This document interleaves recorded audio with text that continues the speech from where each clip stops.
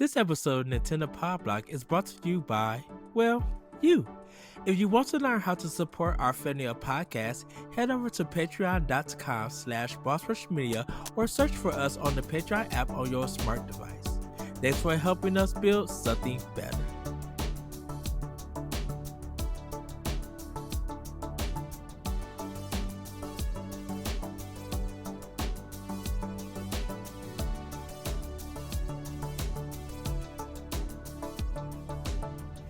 Hello everybody, welcome to Nintendo Power Block here on Boss Rush Games. I'm your host, the enlightened, excited Eddie V. Joining me is the one, the only bossman himself, Mr. Corey Derrick. Hello, good sir. Hello, happy birthday, Switch. 6 years is it's a long time for this thing. Ready to I don't know. I'm ready for something new. Let's make something new. I'm ready. Although I still love the Switch. It's fine. I love the console. I want it to be more powerful. But anyways, hello. I'm ready to podcast. Everybody, we have two exciting guests, actually both debuting at the same time. So I gotta give it up to this first person and everything. He's a new person that I'm meeting. I love his work. I love hearing his podcast. From the single player experience, everybody, please welcome Sebastian. Hello, good sir. Hey, how's it going? Thank you for having me on, and thank you for allowing me to, just be here and nerd out with y'all. It's a pleasure to be here, and I'm really excited for the show. Thank you. I'm excited that we have new people in the. I mean, yeah. Hold on. I'll let you introduce our other guests before I get into this. Yes, because everybody, I finally got one of my bro hymns on the show. I have been on his show so many times. It's an experience like none other. From the Delvin Cox experience, everybody give a round of applause to the one, the only, Delvin Cox. Hello, good sir. Hey everybody, how you doing? It's a pleasure to be here. I'm excited to be on this show. And Eddie said he was bringing nachos, and I don't see any nachos for me. I'm very disappointed by this turn of events.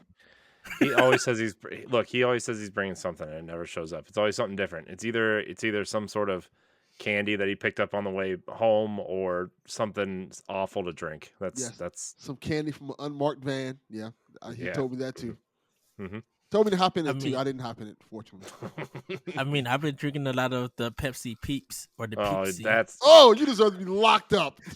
Wow. Is this a real thing? Pepsi Peeps? Yeah, it's a real thing. You should be put in prison for that.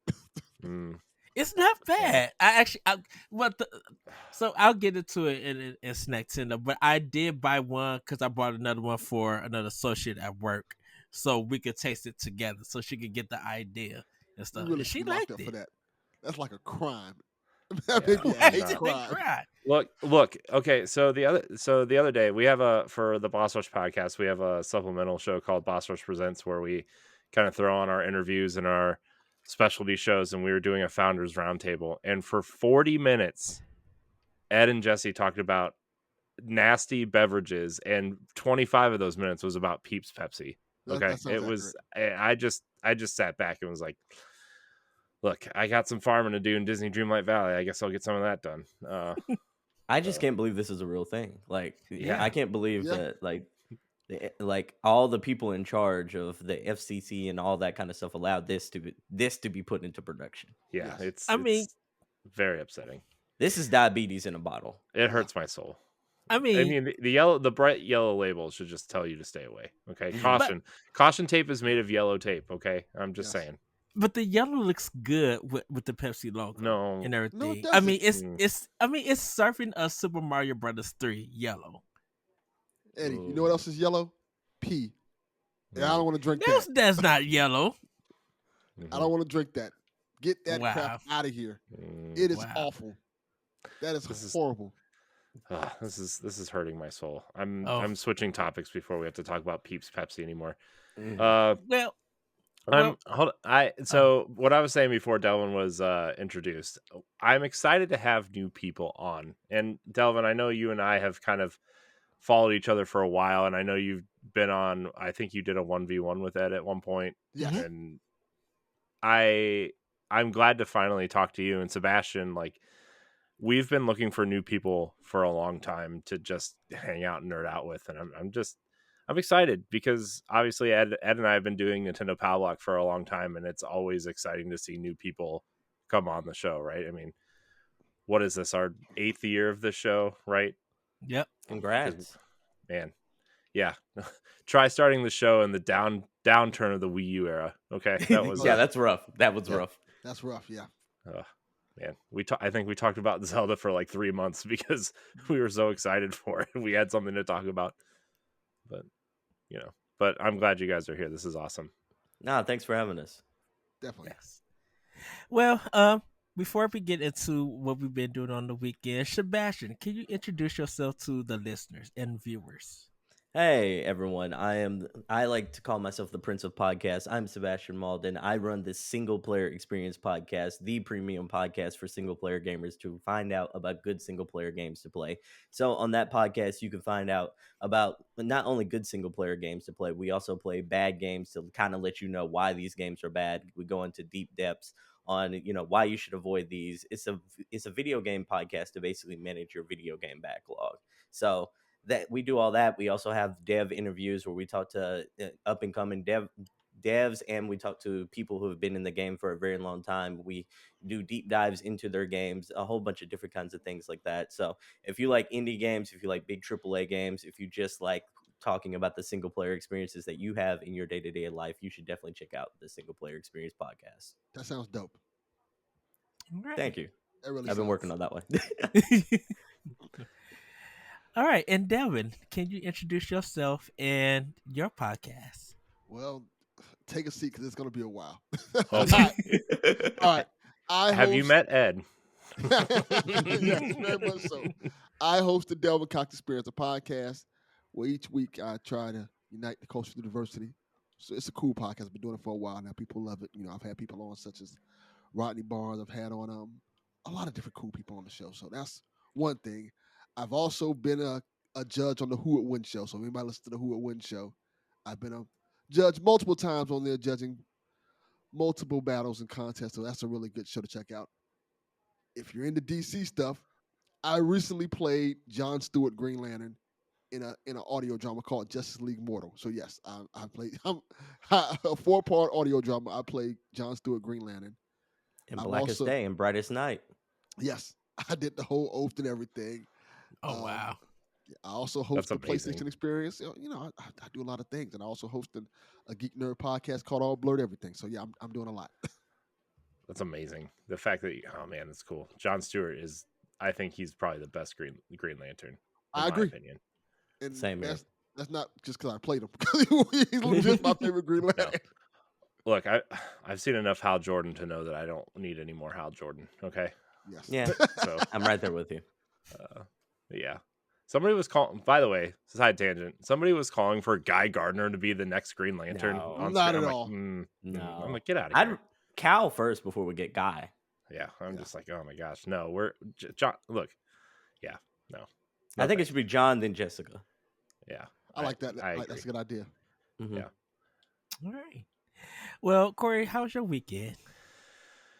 It was good. I mean, it was full of destiny. Let's be honest here. Lightfall came out, so I've been trying to blow through a lot of this content to get the Destiny podcast kind of up to date, right? And I've been blowing through that. I've been losing lots of sleep because of it, and yeah. Other than that, I mean, I made some pretty awesome fajita quesadillas tonight. That was pretty good.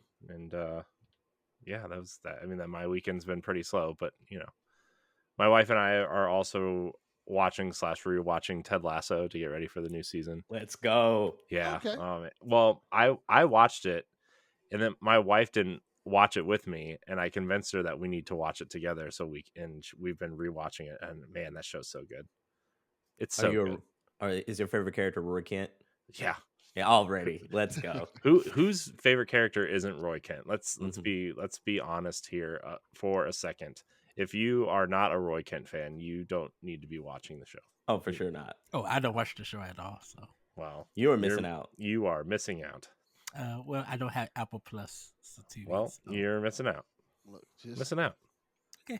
I'd say you get 3 months free through Game Pass, but you don't subscribe to Game Pass either. So What? No, The best deal in gaming? Yeah, it's that's what not they call really. it. Ed has to buy everything in a box. Yeah. Or he, Oh wow. Yeah, Game Pass is a demo station to me and to a lot of people. Ed's very so anti subscription service. Ed, do you Okay, know what a gotcha. demo is? The demo is not the full game. Yeah. well, that's how everybody treat game. Where most people treat Game Pass. So Yes. I'm not gonna spend $15 Yes, if a game month. is interesting and I play it and I don't like it, then I can move on to the next game. $15 just to have a demo station of games. I You're rather fired. own my games. Good thing you're not Digitally on or an physically? Xbox podcast. Oh, Delvin, how was your weekend? It was actually a really good weekend, man. I've been very active out in these streets. I don't know if I can tell all those stories, but yeah, I've had a very good weekend out there, just living life. I've been playing. I got PSVR 2 this week. ooh. Ooh, So how you liking it? It's way better than PSVR 1. It is light years ahead of it. The games feel Can I- more fleshed out, more full. Oh, go ahead. Ask me which one. Oh, can I ask you? So, have you seen a lot of talk about PSVR 2 like on your timeline or with friends or stuff like that? Because I'm not seeing a lot. I know people bought it and got it, but they're not saying much about it. So I was just wondering, have you seen it like on your side? I've seen it, but I think you're not seeing as much talk is because the way they're selling it is more concentrated than you normally see like stuff sold. Like it's not in stores. You have to buy it from PlayStation Direct. That's the only way you can get one. So so unless you're gonna go buy it and wait a couple of days for it to get in, and then you add in the factor of this, it's expensive as hell. I got it because I came into a little bit of money. I'm like, I might as well just get this. And that was kind of the thing I wanted to get, so I just got it because of that. But it's really cool. It like I got the Horizon game. I got the bundle. I think the bundle was $5.99. And Call of the Mountain. Call of the Mountain, yes. And I like because the original PSVR, while that was cool, it felt more like a tech demo, like the Batman game, where they say you can be, quote unquote be Batman. It's fun, but you're not really Batman. You're just like, okay, let's go to this spot. You have to press the button to go to this spot. Go to this spot. You don't really get the feel of being Batman. Going from that to going to what Call of the Mountain is, where they're like, hey, you see that little wall there? You can climb up that wall if you want to. You see this little thing? Somebody shot an arrow at you. You can pull the arrow out and throw it at them, even if it's broken. There's so many things you could do that feel almost realistic, and it looks better. It's just so cool. I heard when you get really close to someone and like in their face, they actually back up and look at you weird because you're getting in their face. Yes, it's little amazing. things like that that kind of just immerse you into the world, and I think that's really cool that they've gotten so much better at doing VR. And even though it's tethered because you still have to have a cord, just one cord as opposed to the 5 they had when you had the original PSVR, where you look like you was locked into the Matrix.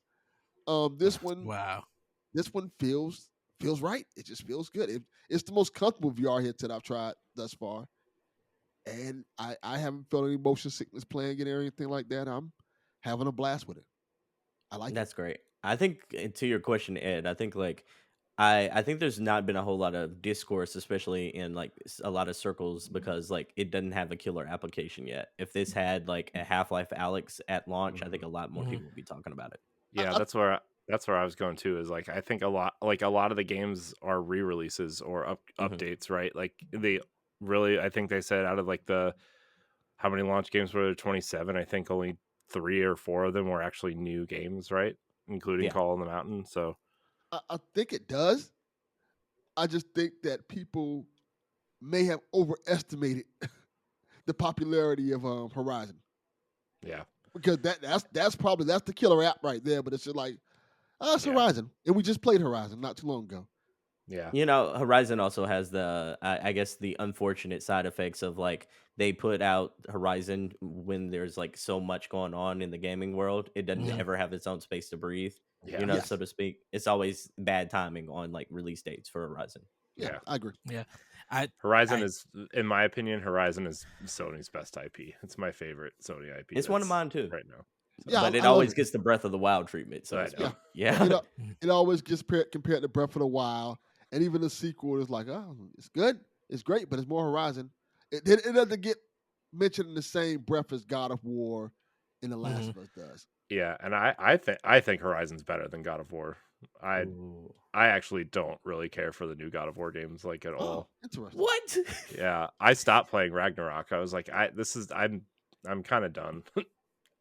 Interesting. Ragnarok is an interesting game, so I love it. That's something to talk off.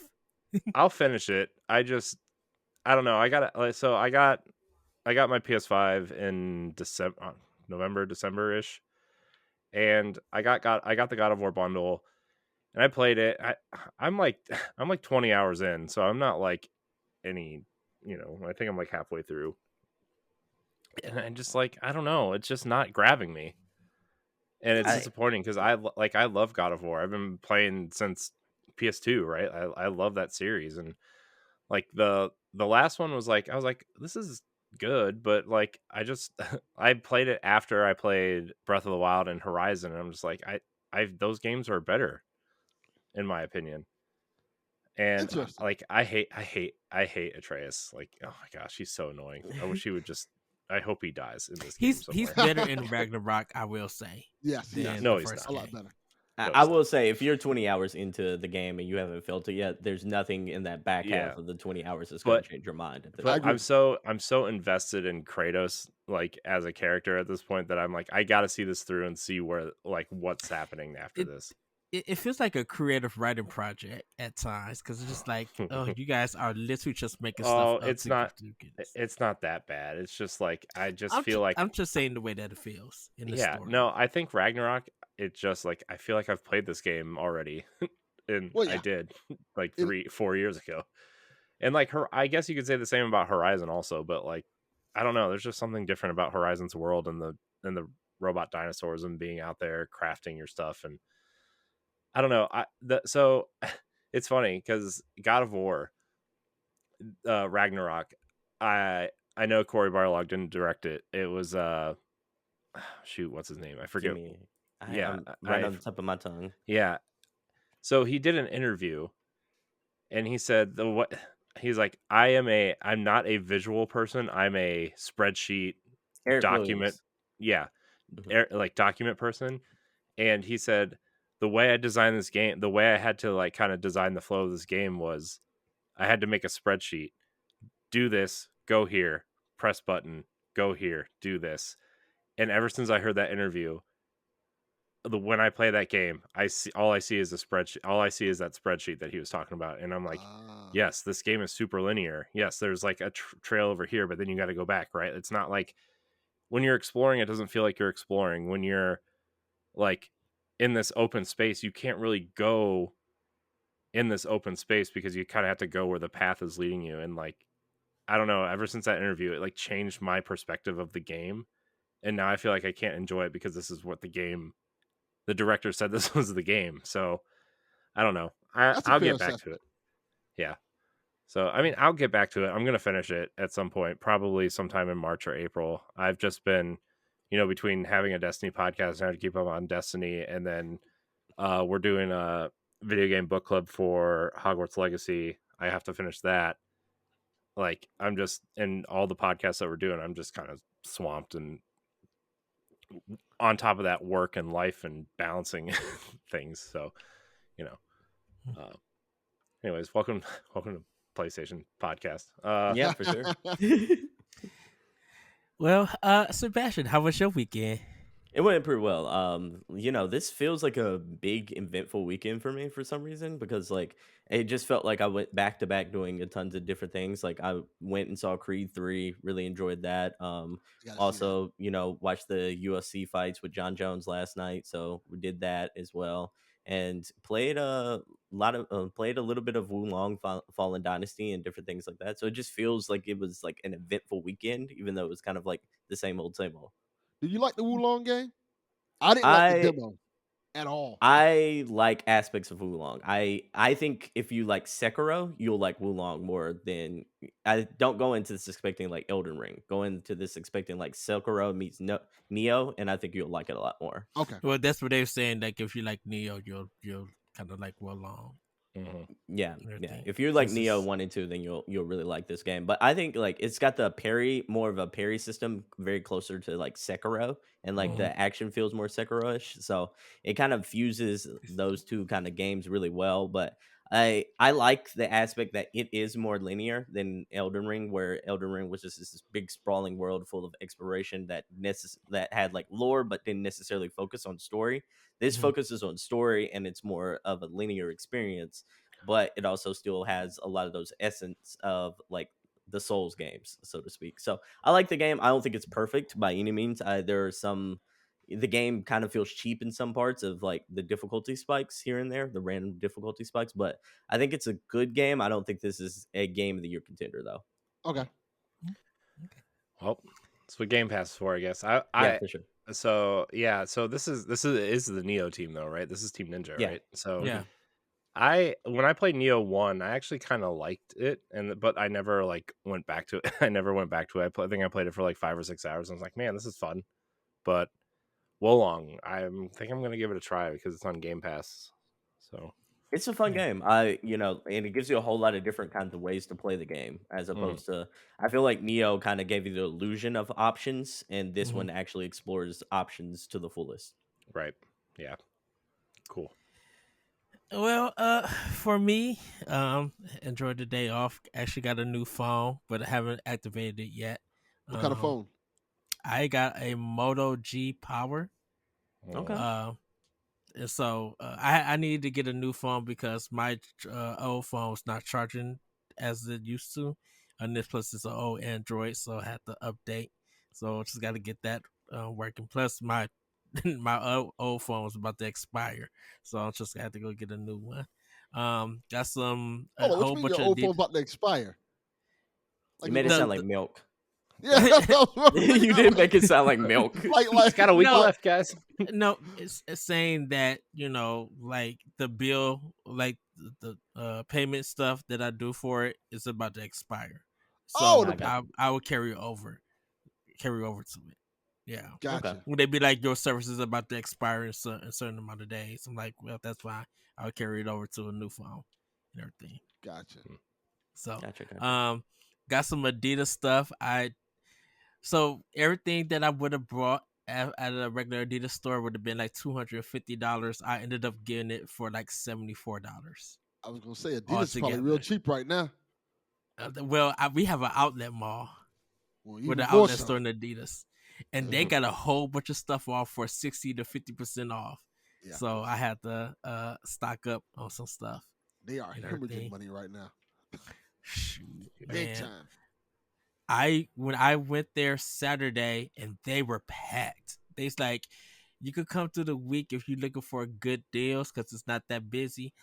The cashier said if you come Saturday or Sunday at any time, even when we open, we are fully packed. And I went at 4:00 in the afternoon. Oh, so yeah, it was probably busy. I was just like, y'all should be going home. You Wisconsin people, go. Nope, they was out there packed. I'm like, okay. So, and I did pick up. I finally got my Kirby Deluxe. Got some headphones. Part of the problem, man. Yeah, exactly. That's exactly why we're getting 75 Kirby games this month. Okay, like just what for full price at that. The month of Kirby. No, gross. Wait. Hell, hold on. I get full price for my Xbox and PlayStation. I know, games. Ed. I'm just kidding. You know that Kirby is like a big joke around here. You're part of the problem. What? It's Nintendo. I have to show my support. I got to get my Nintendo games. Man. I showed my support by ignoring yet another Kirby title. We're gonna get 4 more before the year is over. Yeah, I know. That's fine. I'm all for it. It's I'm all for it. It's not all fine. for it. If you want to be a Patreon producer, head on over to patreon.com/BossRushMedia and find out which tier is right for you. Our Patreon producers at the $5 tier or higher for this month are Adriel Munger, Austin Campbell, Celeste Roberts, Christian S., Sana Dierig, Francisco Santillan, and Rebecca Jewell. Thank you for your continued support. So, but everybody, now it's time for Snacktendo. Delvin, what have you been snacking on? Oh. Does this count? I went to like a Mexican restaurant. Yeah, that counts. On a date Friday. Ooh. Your boy out here in these streets, man. Was your date the snack, or was the food? Well, she definitely was the snack. Mackety Mac. She definitely was. But yeah, they have this like sampler platter with empanadas and all this Spanish food. It was so good. It was so much good Spanish food there, man. It was just a good vibe. Like a lot of culture. Apparently this place is like a popular place to have like your birthday party at.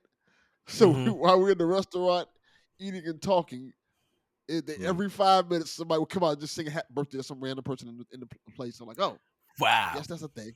But yeah, it was a cool vibe. Loud Spanish music. Now apparently I have to go take salsa lessons because she wants to go salsa dancing now. Because of this restaurant. Oh, nice. A lot of fun. Do it. It's fun. It's really fun. Nice. It's cool. That's awesome. Mexican food is the best. Yes, it is. My favorite too. Oh, so good. All right, Corey, what have you been snacking on? Well, so earlier I mentioned that I made some quesadillas for dinner tonight. But it was I chopped up some green peppers and onions and put some spices in there and had some ground beef and cheese and a little bit of chili pepper. Cooked it all up, put it in a giant tortilla and just cut them all up. We actually made too much. My wife didn't finish hers, and I shouldn't have finished mine, but it was so good I couldn't just let it go to waste. So I finished it, and then I look in the mirror and wonder why I look like the way I do, and it's because I make too much food and then I eat it all. I have to ask you a question, Corey. Mm-hmm. When you say spices, what are we talking about? Oh, just like a little bit of like chili powder and some salt and pepper, and then some I don't know, whatever the mixed taco seasoning is in the bag that comes with the stuff. Good man. I thought you were gonna say salt. No, salt is not a spice. Salt is a taste enhancer at best. We'll say that's the nice way of putting salt. Although Sebastian picking up what I'm putting down. Yeah, you know exactly what I'm talking about. I have to say, so last June I caught COVID for the first time, and ever since then I have added salt to everything I've eaten. Not that it feels like you're missing salt. It just feels like it's just not tasting. It doesn't have enough taste to it enough, and so I'm adding salt to everything, and really got to stop that. But I haven't been able to taste things the right way since then, and it's man, sometimes some of the things you hear is some of it's scary, and then some of it you're that seems weird. But then it happens to you, and you're like, oh well. Yeah. And now I'm just gonna taste things funny the rest of my life. So sure. Yeah, I've heard a case where some people couldn't taste chocolate afterwards, and I was just like, oh, that's a horrible world to live in. That is. Yeah. That sucks, man. But yeah, so that's what I've been snacking on. Oh, also last night we went to Casa del Rio, Ed. A place with the giant burritos. So that was, sounds good. it's a for those who don't know, it's like a local kind of Mexican restaurant around here. There's Casa del Rio, and then there's Casa del Rio Express, which is essentially like Mexican Chipotle, and it's just it's so good. So, nice. Yeah, sounds good. All right, Sebastian, what have you been snacking on? Yeah, let's see. I guess it's just the theme of the show. I also had some Mexican food. My wife and I do brunch every Sunday and such like that. So we like to try different brunch spots into the area. And she got some Migos, and I got a Mexican meat lovers Mexican meat lovers breakfast platter. And so I kind of did that. Had some tortillas and such like that. Made some like tacos and such. It had like some chorizo, had some bacon, had some sausage with some eggs. It was just chef's kiss. So Oh, that sounds that's amazing. kind of that's what I've been snacking on most of the day today. That's amazing. Sounds good. Well, And did you have Pizza Hut or Domino's this week? I have Pizza Hut. Oh no, It's always one of the two, huh? Always one of the two. So on Fridays I get Pizza Hut sometimes. On the weekdays when I'm at work I get Domino's. Be honest, which one you like better? Honestly, I would have to go with Domino's. I love Pizza Hut. I do love Pizza Hut, but I get it once. Not for Domino's. Okay. I think Domino's toppings is better in a sense. Because I'm not saying that Pizza Hut toppings are not good and everything, but Pizza Hut has better crust and sauce than Domino's for me. So back in the 80s, Pizza Hut was the thing. Like I used to always go in. We used to sit down. My mom would give me like 25 cents. I'm at the arcade playing Double Dragon for the next 3 minutes because it had a timer on it and everything. Man, so, and you then are old. I know I'm old school. Double Dragon. I know. Hey, shoot, that's how we used to do back in the days. Our demo stations for video games is that you pay for them and they were treated like arcade games. Because that's how they did Super Mario Brothers 3 before the game came out. They put it in an arcade. You would pay 25 cents to get like 3 minutes worth of play before the game came out. This is right after the Wizard had dropped. Man, Mario 3, what a gem. Did I ever tell you I went to Super Nintendo World? The Nintendo World Championships? That was so long ago. I had to be like 7 or 8. And they came to South Florida, and they had the little booth where you could play Super Mario Brothers 3 and stuff like that. It was pretty cool. There's a video out there. Well, I can't find. My dad probably has it of me dancing to a rap version of the Super Mario Brothers song. Yes. Is it the same? They were giving out. Is it the same as the TV? No, it's kind of like the TV show. Okay. I remember it because they were giving out Nintendo fruit snacks, Super Mario fruit snacks, and I was like, wow. You would go there and you would they give you a cassette tape of you dancing and singing, and they give you a pack of the Super Mario fruit snacks. Nice, man. Fruit snacks, man. By the way, so a side tangent about Mario 3. Okay, so someone that I work with, I was in his office the other day, and he was showing me this thing. It was like a local TV station, but it was licensed Mario stuff. It was like called like King Koopa's Kids Club or something, and it was like it was there. I don't even know how to describe it. It was some guy in a Bowser costume, like marching with all these kids, and like the show was canceled because the guy who played King Koopa at the time was like a notorious drunk and abuser. Ooh, that's crazy. That sounds about right. Yeah, I was like, oh my gosh, what is happening here? This is just, oh man, I wish I could remember what the show was actually called and send you a clip of it, but man, it was. Wow. I bought some Captain Crunch Oops All Berries cereal. How's the top of your mouth feel? Good, fine. It's not like just killed by sandpaper at this point. No, I only had one bowl for breakfast. I'm like, goodness, that's all you need. That's all it takes. Yeah, it really just like 2 or 3 bites, really. Not for me.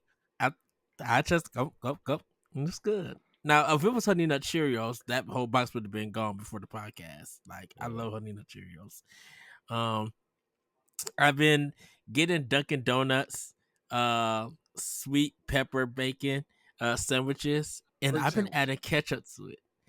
Oh, it's so good with ketchup. I'm like, ooh, this is some anointings right here. This is new for me. And everything. I gotta So say, Ed, like you make like I'm not a healthy eater at all, but you make me feel like I'm a healthy eater. Yes. Yeah, we go through this every week. Yeah, yeah, it's we're like gonna do this. Yeah. he has like the stomach of an iron. I don't know. A clad. raccoon, iron Yeah. raccoon, basically. Yes. Yeah, But pretty I, much. but I mean, I eat my veggies. I drink my water. I don't believe that at Ed, all. French fries do not count as vegetables, Ed. Yes. I only get French fries when I'm off of work and I'm getting a meal. I don't eat Sprite French does not fries count like as that. water. I am drinking water. Okay. The judgment I get for the food that I eat. Yeah. I'm just saying. I'm saying this more out of concern than I am like just judgment. No, I'm Y'all- judging him. Y'all have Mexican food that would team rocket y'all backs. Yeah. Oh, Yeah, but we wow. didn't have it 3 days a week, 7 days in a row. But I don't have it. I'm just saying what I have eaten, what I have snacked on. I mean, I know. your mouth is bloody from Captain Crunch. Like you had one form of pizza this week, and what was the other thing? Like you washed all that down with some Pepsi Peeps. Yeah. God.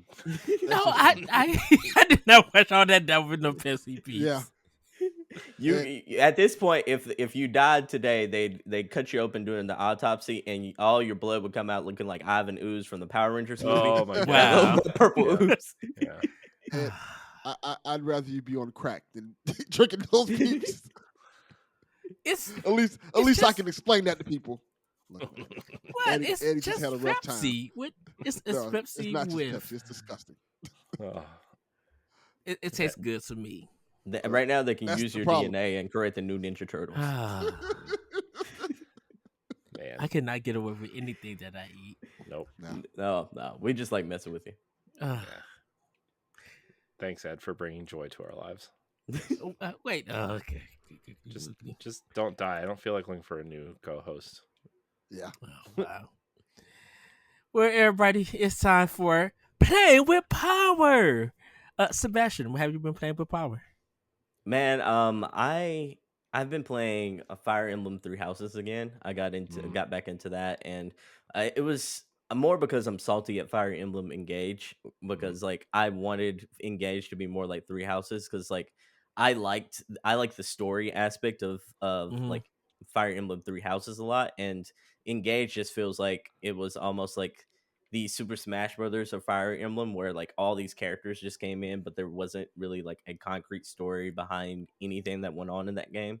So it was almost like the game mechanics feel a lot better than they did in Three Houses, but the story suffered as a result. So I kind of missed that aspect. So I went back to the comfort food that is Fire Emblem Three Houses and started playing that again. So that's what I've been playing on the Nintendo side of things. Other than that, it's just been Wulong Fallen Dynasty on the other side of the fence. Do you think because engages by Intelligent Systems, the original developers of the Fire Emblem series, have you experienced more of their games, or have you experienced more of the Koei Tecmo games? Koei Tecmo probably. Yeah, like I only played like two Fire Emblem games, and that was like the original. I believe I went back and played it before Three Houses just to kind of see how they kind of like started over the years, and then I played Three Houses. So it's one of those things to where I'm like I Three Houses is the one that got me into the series and what I fell in love with, and the story aspects were kind of the reason why I fell in love with those. And then to kind of get this other side of the fence, it almost felt like it was watered down in a way, like at least story wise and character wise. So I missed that aspect of it. Okay. Did you play either one of the like Engage this year? I have Engaged. I put it down because I had some other games that I had to play that I had to get through. Like I had to play through Norco before I Talk the Walk, so I had to put Engaged down for a bit. But I am gonna get back to it. There's just like a whole bunch of stuff that dropped like on Nintendo that I jump around with, and some stuff on Series X that I had to that I've been working on. And everything. So I just kind of just been jumping around, but I'll get back into Engage and everything. Because I was just to say the music in Engage is amazing, and I love this artwork. Like the animation, I'm like, I could watch a TV series of this. There's something about when their companies do like animation and stuff. with their graphics. It's just like, why is this not a TV series or a movie or something that I could just buy or sit down and just watch itself? Like Yeah, I it's just understand. so good. Yeah, I I understand. kind of I kind of felt the same way you did about Engage, where like I liked it, but like man, Three Houses is just, to me, Three Houses kind of story structure and just everything else with that game was just, it's, everything is better. Like, don't get me wrong, Engage is a beautiful game and it looks great and the environments are great and the battle system is cool, but like I miss the story elements and the social kind of stuff that, yeah, for sure. you know, and I mean, it's not like Intelligent Systems doesn't know how to do that stuff, right? I mean, Awakening is like the pretty much the structure of which all these games are based off of now. Like, Mhm. it's just, I wish Engage was different, and I ultimately think that Three Houses will go down as the better game on the Switch when it's all said and done. I think so too. I almost wish they would have just did Three Houses Part 2, like Yeah. at this point. Yeah. Which reminds me, man, Warriors. Did you hear the rumor that Shez might be DLC for Engage, Ed? No. Oh man, that'd be so cool. Yes, I'm not for that. Shez is the coolest character from the Three Houses universe that's not in Three Houses. She's only in Fire Emblem Warriors. Three Hopes. Yeah. The voice acting and just her as a character design, man, she's top tier. Yeah, I almost wish she would have been the main character of Three Houses at this point. Like that whole storyline, that whole storyline in Fire Emblem Warriors Three Hopes is really good, and it ties really well into the main story of Three Houses. That, like, I kind of wish Byleth would have been like a secondary figure almost in a way, but also then like Three Houses, I guess, probably wouldn't make sense either. So if you did that, but I really like Shez. I hope Shez gets her own game at some point. So she would fit well if like they did a next gen version of Super Smash Brothers. She would she would fit really well into that. I think they will. I think she will. Well, that's all you've been playing. Yeah, Sebastian? that and if you remember the Nintendo Direct from like a month ago, they had a baseball game, eBaseball Power Pros. It was the baseball the game Konami one. Yeah, that they showed off for $1. I've been playing that. It's one of those weird, like, it's a weird game, but it's a fun little sports game, and it's kind of easy to pick up and play and kind of like mindlessly play away with. So those are the two major games I've been playing on Switch lately. Yeah, nice. I'm still got to pick it up. I think that's the first one from Konami in America because it's popular in Japan, but it's never been here. So that is a big surprise. For me, Metro Prime Remaster. I'm close to the end of the game. I just got to search and find those the statues and everything, like their clues. And then fight Metal Ridley and then get to the end boss. Man, this game still looks so good and it feels so better at 60 frames per second. Like I think that's kind of what took the talk from PSVR 2. Because all I seen on my timeline was people playing the digital version, playing it for the first time, getting the physical and like everything. Like that's all I seen people talk about. Was a Metroid Prime remaster, and people are still talking about it. Like they're still buying the game. I know Europe and Japan just got their physical and everything, and people been showing it off that they get it. Like I think Metroid is having a resurgence because once Metroid Fusion drops Thursday, like a lot of people are they say I'm ready to play through the whole series from the original Metroid to Dread. Like people are ready to replay all 5 of those games and stuff. So Octopath Traveler 2, this game is addictive. Like I've been putting so many hours. I'm already at 24 hours and I just got my last character. I'm just now starting the second chapters of everybody. And I think I'm a little bit overpowered. Like I've been grinding and everything, but the voice acting a bit is really good. The music is phenomenal. Like I'm ready to like nominate it for Game of the Year for music and everything Wow. as best soundtrack. Like it's really up there. I mean, I still got ways to go with other games like Hi-Fi Rushes. Like that music is really good, and that's a big nomination for me for soundtrack. But like Octopath Traveler 2, man, just so good for it. And I think a lot of people been jumping around to that game. I didn't get the Final Fantasy There's a Rhythm yet. But I do want to pick that game up and give it a try. I've been seeing a lot of people play it, and the game is kicking a lot of people's tail on a hard mode and stuff. So, Mhm. Do you feel like uh, Octopath 2 is better than the first one? oh heck yeah, yeah, it's way easier to like grind to get money, and the stories are better and everything. They like flow better and stuff. I think Octopath And 1. Oh, go ahead. I was about to say, do you feel like the introduction of the characters were done a lot better in this game as opposed to like sort of like the piecemeal aspect that they did in the first one? So, um, that part, not really. Um, and I think the reason being is that if you don't take the time to like get powerful before you even like get through the first section of the game, even before that chapter ends, you could lose a battle in the first 5 minutes of the game. Oh wow. Hmm. And Interesting. I think in one, um if you let them teach you and everything, you'll get through it. But like if you don't take the time to learn that battle system, you can die.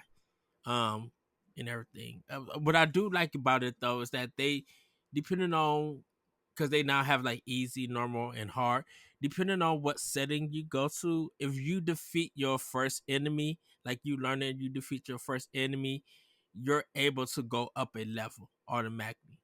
Because like you could get, if you hit like 3 or 4 times from the enemy, like you don't defend or you don't like power up, you could get hit and like one hit is taken off almost like 25% of your health.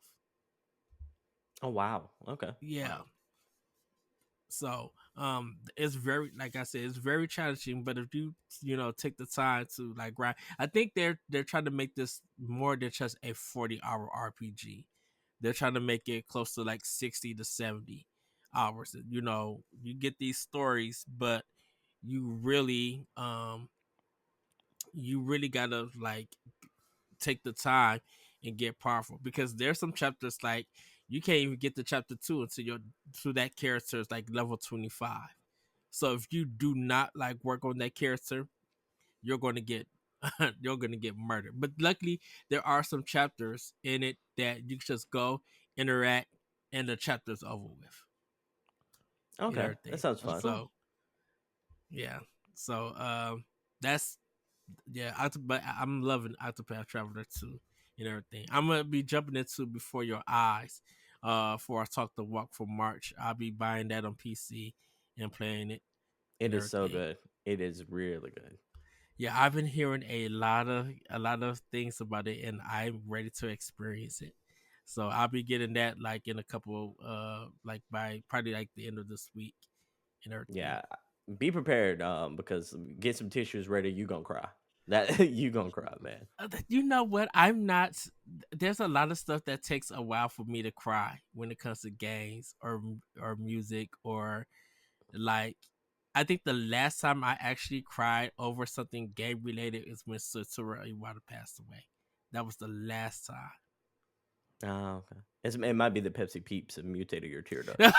time. Yes, pretty No, much. there's. I think I'm so used to some of the emotional stuff, and there's sometimes when I know if I feel like it's very cliche, it takes me out of the game.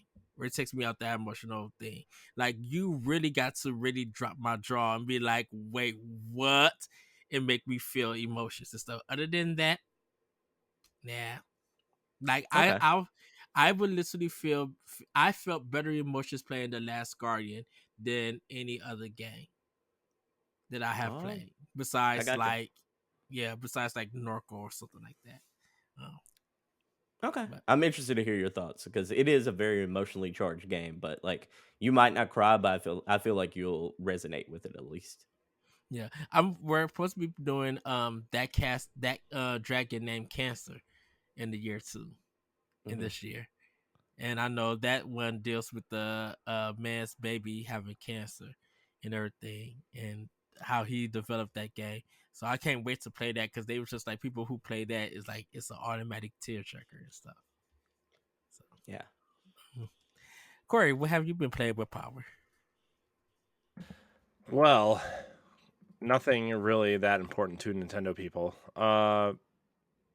So I've been playing a lot of Destiny, like I said earlier. I played through the entire Lightfall campaign in like a day, like a couple hours. Like I think that it is a step down from the Witch Queen for sure. But overall, I think the expansion brings a lot of good quality of life changes, and the season, the kind of this part that doesn't really have to do with the expansion. I don't know if you guys are Destiny players or not, but um, after the major campaign, there's 4 seasons throughout the year, and the first season has started, the season of Defiance, and it is pretty cool.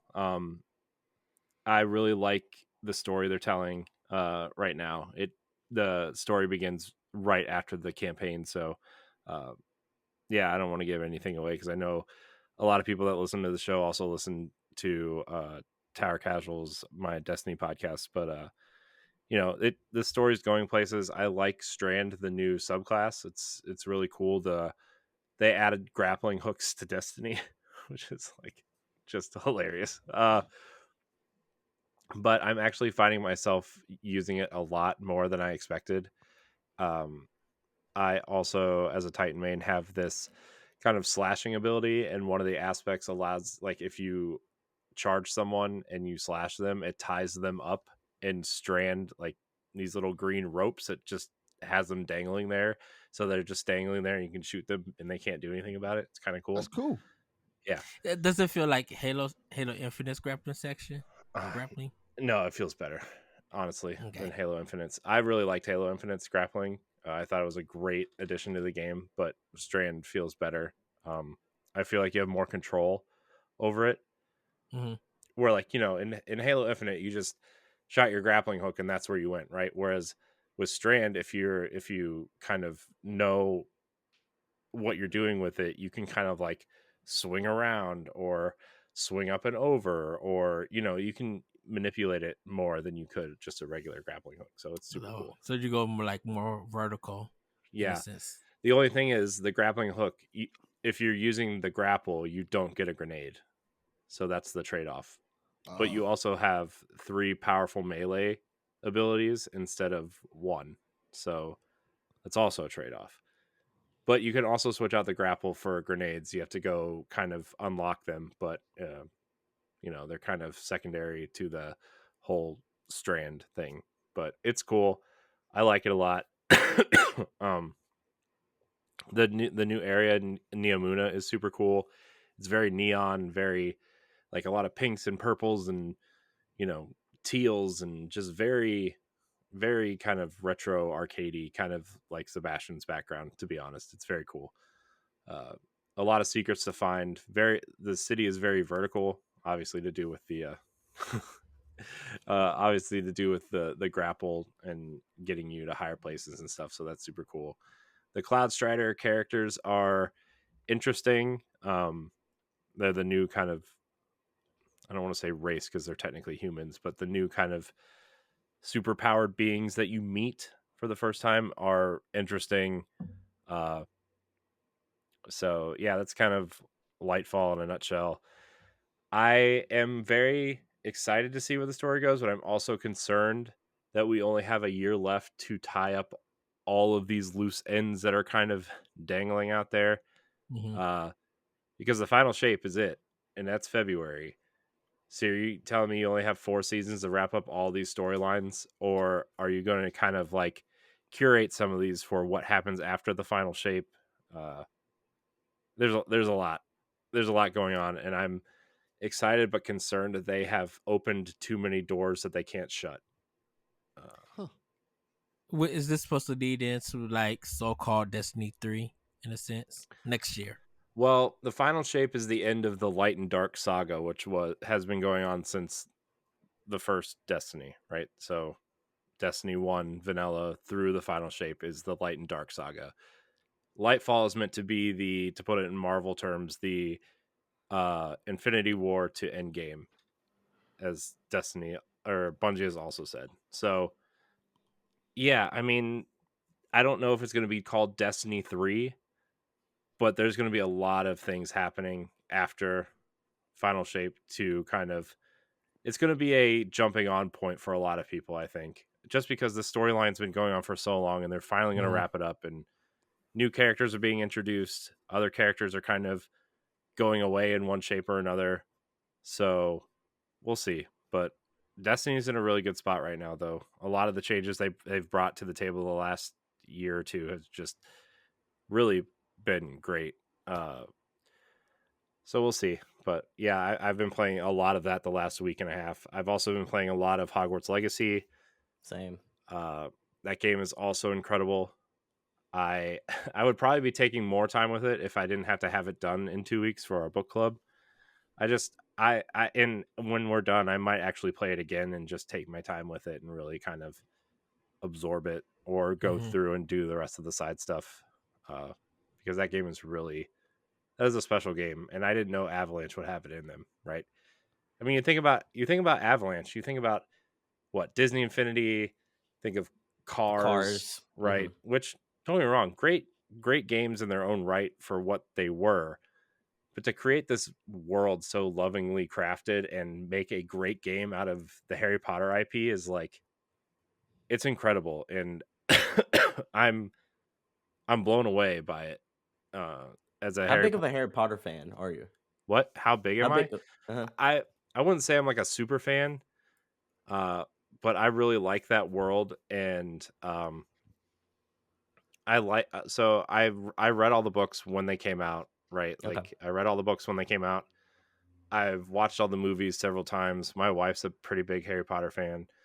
We're not big fans of the Fantastic Beasts movies, but you know, Understandable. So I understand. The reason why I asked is because like, I'm a Harry Potter fan as well, but like I think the world is, and I don't want to get into making this that y'all are going to do a Harry Potter like discussion pretty soon, but like to counterpoint though, I think this is a good game, but not a great one, and the reason because is like I think a lot of what they were going for succeeds, but then there's a lot of I don't think they built the world out as fully fleshed out as what a lot of Harry Potter fans wanted, so to speak. Like, yeah, there's definitely things in the game that I can pick apart and say, oh well, there's no Quidditch, and that's a pretty big part of the Harry Potter universe, right? There's, some story things that happen to make you special, and it's like, well, I guess you kind of have to do that because it's a video game, right? yeah. Are the unforgivable curses though? Yeah. I'm like, in the lore of Harry Potter, I'm like, that's a one-way trip to Azkaban. They even say it in the dialogue of the game, and yet you can go around doing those curses in front of everyone. And like this is like an IP that's built on a morality system. This game didn't have one, and the fact that that you have house points, you also have the what's right and wrong in the world as a whole, and it doesn't adhere to those kind of rules in the lore that it's trying to live up to. Yeah. So I do think this is a good game. I don't want to. Yeah. No, I agree with you on all those points. I think the way that I'm playing it, because I'm trying to be like the good person, right? And I just think the way that I don't know, I'm more enthralled with like being in the world than actually what's going on, I think, too. And I just really like playing the game. And yeah, the stuff with like the unforgivable curses and those types of things, and when they even like when you go down into the what's it called, where you follow Sebastian and you learn how to set things on fire, right? The I can't remember what it's called, but the script, something. yeah. Yeah. like he said, this is going to get you in trouble and could possibly get you expelled. And then you can go around, and there's literally puzzles in the castle that involve this spell, and you're just doing it in front of anybody. Like, okay, yeah. But at the end of the day, you kind of have to realize, well, this is a game, right? And you gotta like, to get as many people in as possible, even those that aren't hardcore gamers, like, you got to let them play in the world, right? And so I kind of wave those off as like, this is Harry Potter is a huge IP that's going to get a lot of people into games and into this game, right? And so, whatever. I wish there were a couple things that were different, but overall, I think this game is pretty fantastic. If I was to put a score on it, I would probably give it like an 8.5. I can understand that. Like I look at IP games and I sort of look at like how well do you live up to like the lore that was already established before your IP came into place. And like when I look at Spider-Man, like the Spider-Man games, or look at like the Arkham games, those games like completely live up to the lore around it. And like in Arkham's case, like often has a world that evolves as you take down bosses and such. And the NPCs in Hogwarts Legacy don't evolve to any of the actions that go around you for the most part. Yeah, and that's something that I hope they can address for a sequel, and it'll obviously a sequel, if it hasn't been greenlit already, will obviously get greenlit, right? 10 it's already million sold, copies. Yeah, it's already sold what, like 12 or 13 million copies, over $1 billion in sales. Like, this game sold a ton. So yeah, I hope they can add the Quidditch stuff. My theory is that they're gonna have the Triwizard Tournament, and maybe you'll go to another school. Like the African school they set the roots for in the game. Yeah. Who's the character? Natty, where she's from, right? That's where I'm kind of thinking. So we'll see. But overall, I'm really enjoying it.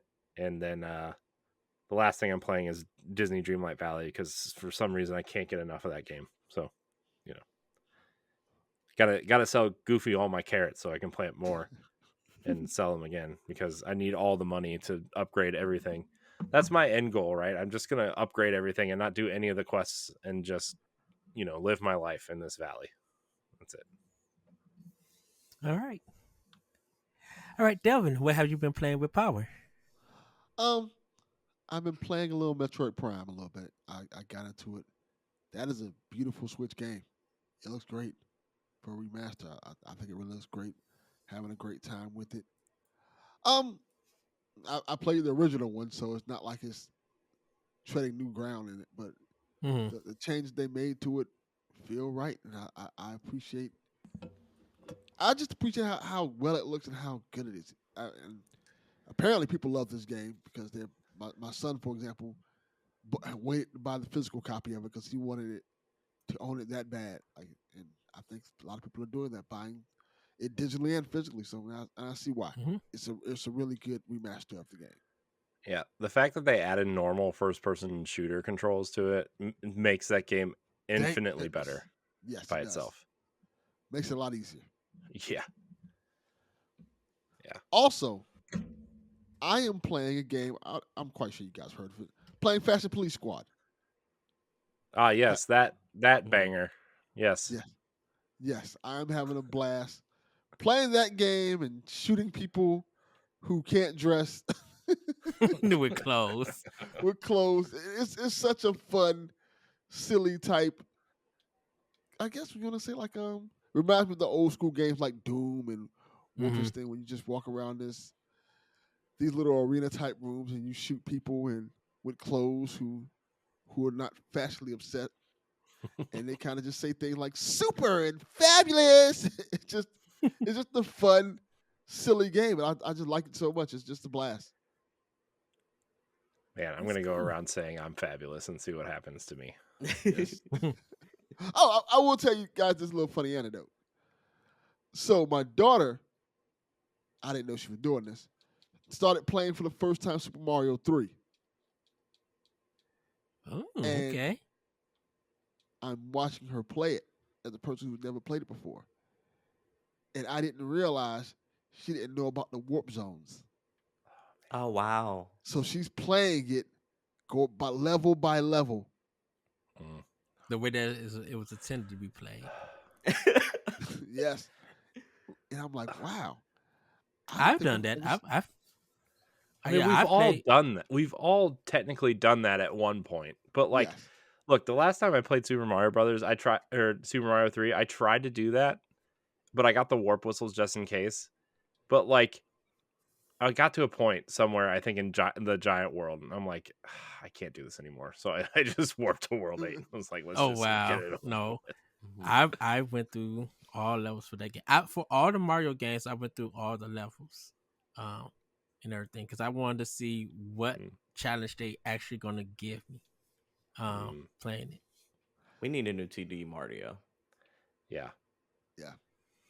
New Super Mario U Deluxe for Switch. I'll say super underrated. Just saying, I thought it was underrated when it came out on the Wii U. Hold on. We do have the Lost levels, the old school one for the NES. No, that's not new though. That's not new. But who here has played it?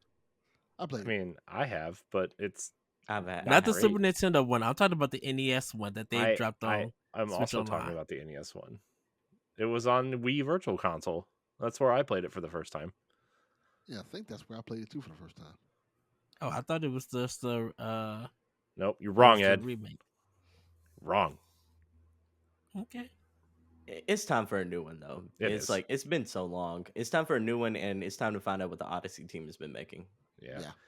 No, I think 3D World needs a sequel. I do too. 3D World is my favorite. Yes, really Mario game. It's amazing. Yes. Well, everybody, it's time for Femi News. Corey, take it away. All right.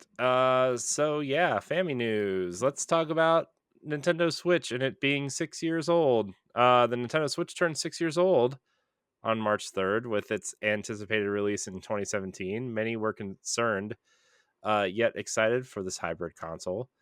During these past 6 years, the Switch has hit many milestones, and with the system hovering around 122 million units and growing, the Switch has changed the landscape and players who enjoy games. What do you think the Nintendo Switch now, and what games have you enjoyed on the platform? So I know we have since we kind of started this podcast, there's a lot of newer listeners, and Ed and I started this podcast. I think the first real game we covered was Paper Mario at some point. The Color Splash, not the Switch version.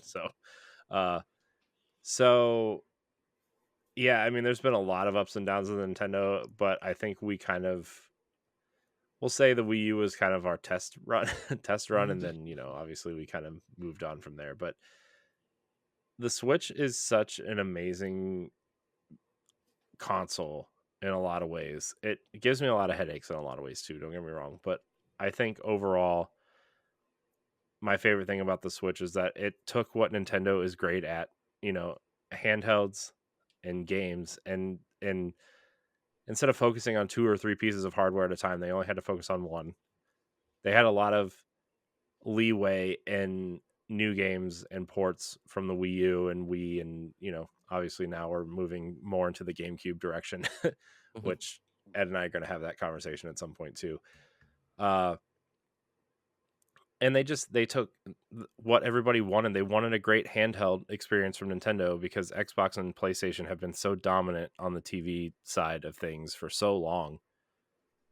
And they allowed you to plug their handheld console into the TV, right? And that's all they've been trying to do for years, right? You look at the Game Boy Advance and how they tried to plug that into the GameCube with the Game Boy player and those stupid plugs that you had to buy to play Pac-Man World and Final Fantasy Crystal Chronicles and Four Swords, right? You look at the Super Game Boy, you look at all these weird things. Even Pokemon Stadium on N64, they had the weird transfer pack that you plugged in your controller.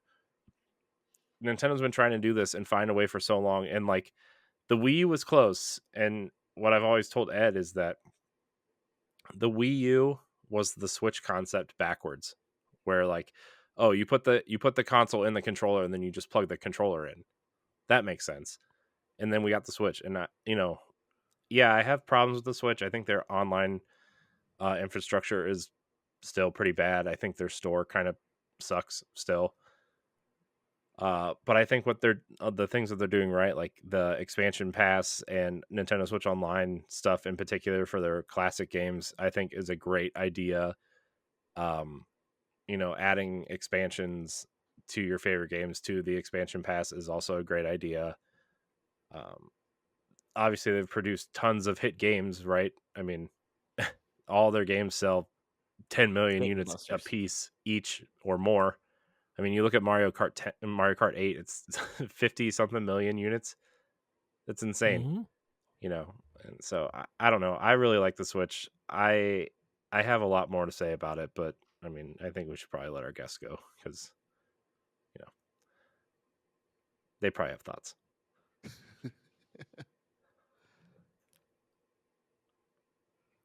All right, so yeah, I guess we do have thoughts. I was waiting for a question.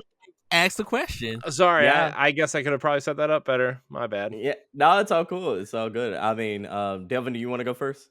Yeah, I'll go first. I think the Switch proves what people been saying, kind of saying for a long time. Because before the Switch came out, they were like, handhelds are dead. Nobody wants a handheld console. And the Switch is like, nah, we're gonna bank our whole model on handheld. And this is this cool handheld hybrid that I think is it's an amazing system. I know it has its shortcomings now, and it's kind of starting to show its age. But when you think of like the first day that Switch came out and how those games sold so well, they were like, "Hey, remember 1, 2, 3 Switch? This is what they were giving us. We were just eating all that stuff up." I remember that. Funny thing about 1-2 Switch. My nephews love 1-2 Switch. Every time they come over here, they ask to play 1-2 Switch. Every time. They're 10 and 8 and they love it. My one nephew's like super into Fortnite, but like every time he comes over here, he's like, "Can we play 1-2 Switch first?" And they want to play the sword catching game and the cow milking game. They think the cow milking game is one of the funniest things they've ever done. And so like I just stand here corrected. I'm like, well, maybe we don't know what people want. I mean, we always make fun of 1-2 Switch, and it's just like, what is going on with this game? And then you look at, I think we kind of forget sometimes as people who maybe consider ourselves quote unquote hardcore gamers that some people don't care, and that my brother-in-law bought a Switch for Street Fighter because he loved Street Fighter. He got Zelda, but he didn't care about Zelda, right? He's not like a huge Zelda fan, but he bought it for Street Fighter and Bomberman and stuff like that. And it's like, man, this thing just kind of appeals to everybody, whether we kind of realize it or not. I agree. I think the beautiful thing about the Switch is, I feel like when it comes to I guess now PS5 and Xbox Series X, taking that in can be a little daunting because you got the system's expensive. Both systems are expensive. There's a lot that comes with it. You got to know what you're doing. The Switch just kind of feels like it's plug and play. Like you can anybody can figure it out. Kids, and it feels so diverse with its library in terms of like, hey, you got your Metroids, you got your Splatoons, then you also got your games like Mario, you got your Zeldas that almost in a weird way appeal to everybody. And it's, to me, the cool thing about the Switch to me that I always appreciate that when I hear people talk about the Switch, they always say, even people who are like PlayStation gamers, Xbox gamers, they always don't include Switch in that. And they say, "Yeah, I have a PS5 and a Switch, or I have an Xbox and a Switch." And I think it's just one of those things where people just kind of look at Nintendo now like, "Hey, we love Nintendo, and it's gonna be in our lives, and the Switch is gonna be in our lives." It's just not necessarily like how we either have to have a PlayStation or Xbox. No, the Switch is we're gonna have a PlayStation and a Switch. It's our secondary console, and I think that's really cool that Switch has kind of gotten to that point. Especially when you look at how the Wii U was treated. The Wii U, nobody wanted that. Like there was a thing where people were like, I remember when I think it was Christmas a few years when the Wii U came out. I was walking in the store with my now ex-wife. Me and her went to the store with my kids, and we were walking by GameStop. We had no interest in buying a Wii U because we were like, our whole thing was the Wii was sold out everywhere. We're not gonna no way we're gonna find a Wii U at all for my kids, right? So we that was the furthest thing from my mind. We were walking by GameStop, and there were stacks of Wii U at eye length to me, just sitting there. And I'm like, huh. And I asked the guy, are those for sale? Like, yeah, please buy one. And like, and I'm like, that can't be good. That this is like launch weekend. All these Wii U's are just sitting here, and no one's buying them. This is like holiday weekend. This is like around November, and it was just stacks of Wii U's there. Nobody was buying them, so I ended up buying a Wii U for my kids for Christmas just off an impulse because it was like, okay, I didn't think I was gonna be able to find it, but it's right. It's clearly right here, and I just bought one, and that was the thing. And going from that to going to the launch of the Switch, waiting in a long line of people just like at a Best Buy, of people just excited for a Switch and going to get one for myself for Christmas. I think when that the Switch came out, spring, right?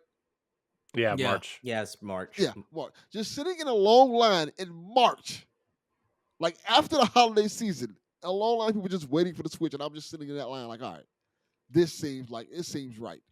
And that kind of just shows you the power and how excited people were for Switch, because Wii U didn't have that buzz. The Switch, and even the silly commercials the Switch had, where everybody's like playing on rooftops and stuff like that. I mean, you didn't throw your cool rooftop party with your Switch when you got it? Oh, man. We don't have rooftops in Miami. We don't have rooftops in Akron either, so don't worry about it. Wow. So yeah, happy birthday to the Nintendo Switch. It's 6 years. It's been a good 6 years. We've gotten some bangers like The Legend of Zelda: Breath of the Wild, Mario Odyssey. I would even throw Kirby and the Forgotten Lands in there, Fire Emblem, You're Three part of the problem. Houses. That's the only Kirby game that I think is like high titular Kirby. I think the rest of them are just run of the mill kind of like run of the mill Kirby games. I'm gonna be honest. Let's be honest. Which Kirby? That was the only Kirby game that felt like it could be a game of the year contender. Like the rest of them felt like they were just So shovelware we're not going to Kirby's. talk about the claymation one on Wii U. Okay. You can't even remember the name of it. Rainbow Curse. Rainbow Curse. Rainbow Curse. Yeah. I didn't want to say Rainbow Road. That's why, Yeah. because I'm doing the ranking Mario Kart stuff and No, Rainbow but Road. it's been a really fun time with the Nintendo Switch. It's been 6 years. I do think like I hate to be the negative Nancy in the room, but like 6 years, we're starting to feel it. We are really starting to feel it. I wish we could get a Switch Pro or a Super Switch or a Switch with an SSD at least, like. To be fair, we've been feeling it for about 3 years. But, yeah, for sure. Not me. For sure. But I mean, like the Switch is almost like it was almost like a heavyweight boxer. It was at the top of the heap, so to speak. Everyone loved it, and now it's like you can start to feel like some of the other people in the room now are like starting to actually be able to touch it, like actually crack its face open. It's like that Superman adage in the in Batman versus Superman where he's just like, I can make God bleed, so to speak, and it's that. Pokemon Scarlet and Violet was that like wake up call for a lot of people. So it was like, oh no, games run on like this on the Switch now, and now we have that. Now it has that narrative about it, even if every game doesn't play like that. Because Xenoverse played really well last year. Yeah, like even if it doesn't have that narrative, like on every game now, because one of the most popular games on it played like old syrup at IHOP. It has that narrative behind it. So what I'm saying is, like, long story short, is that we're feeling the age. We really need a Switch Pro. We need a Switch 2, a Super Switch, whatever you want to call it. Like, we need that right now. And quite frankly, I know some people who are actually worried about like Tears of the Kingdom. How is it going to play? How is it going to look? Is it going to be the best game it possibly can be on the Switch? Like, the narrative's out there. We need one now.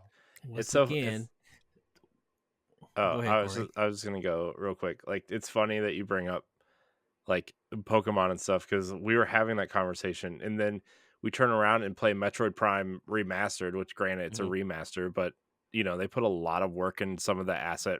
I would, man, it's really floating that line of a remaster and a remake at this point. But really it is. runs at a flawless 60 frames a second. The graphics are great. Samus looks great. The skyboxes look great. It's just like, man, you have something like this running on the Switch at 60 frames a second and looks like this. And then you turn around and you look at Pokemon and it's like, oh my gosh, this game looks like it barely run on a 3DS. Like, it's just, man. Yeah. It again, it's the Nintendo problem of who's using the hardware correctly and who's not. And like, we got to get to a point where like it shouldn't matter who's using the hardware. We're just going to get great games that run great, and it doesn't matter. Exactly. And I mean, you don't have that problem with the other systems. It's sad to say. I'm like, at Well, that point, here's what I'm saying though. You don't have that problem where you blame the system. Yeah. Is where you have that problem. It's like, oh, that game got bottlenecked because of the system, becomes the system's capabilities. Yeah. Like, don't get me wrong, we got the Gotham Knights of the world Yeah. to where like that game kind of runs poorly, but like we don't blame Gotham Knights on Xbox or PlayStation. Yeah. Yeah. Well, because that's third party instead of them blaming the developers. I think that weren't they blaming the Series S though? And it's like, well, no, because Harry Potter or Hogwarts Runs Legacy. really well. Yeah, so I play it on Series X in my office, but I have a Series S in my living room, and I keep like 4 or 5 games on there, and like Hogwarts Legacy runs really well on the Series S. Like, I wouldn't say a clean 60 frames a second, but it gets there. Like, it'll run there. Oh, consistently 50 and up though. Yeah.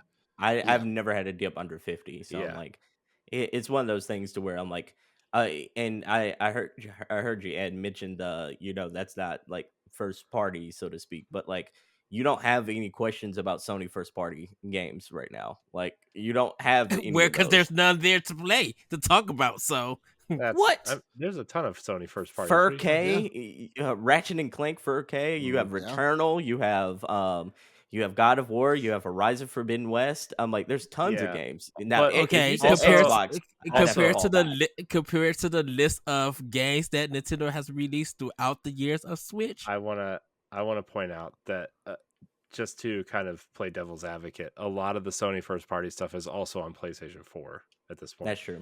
I mean, yes. Returnal, I would actually point to as probably the one game that you could say, okay, maybe this probably can't run on a PlayStation 4.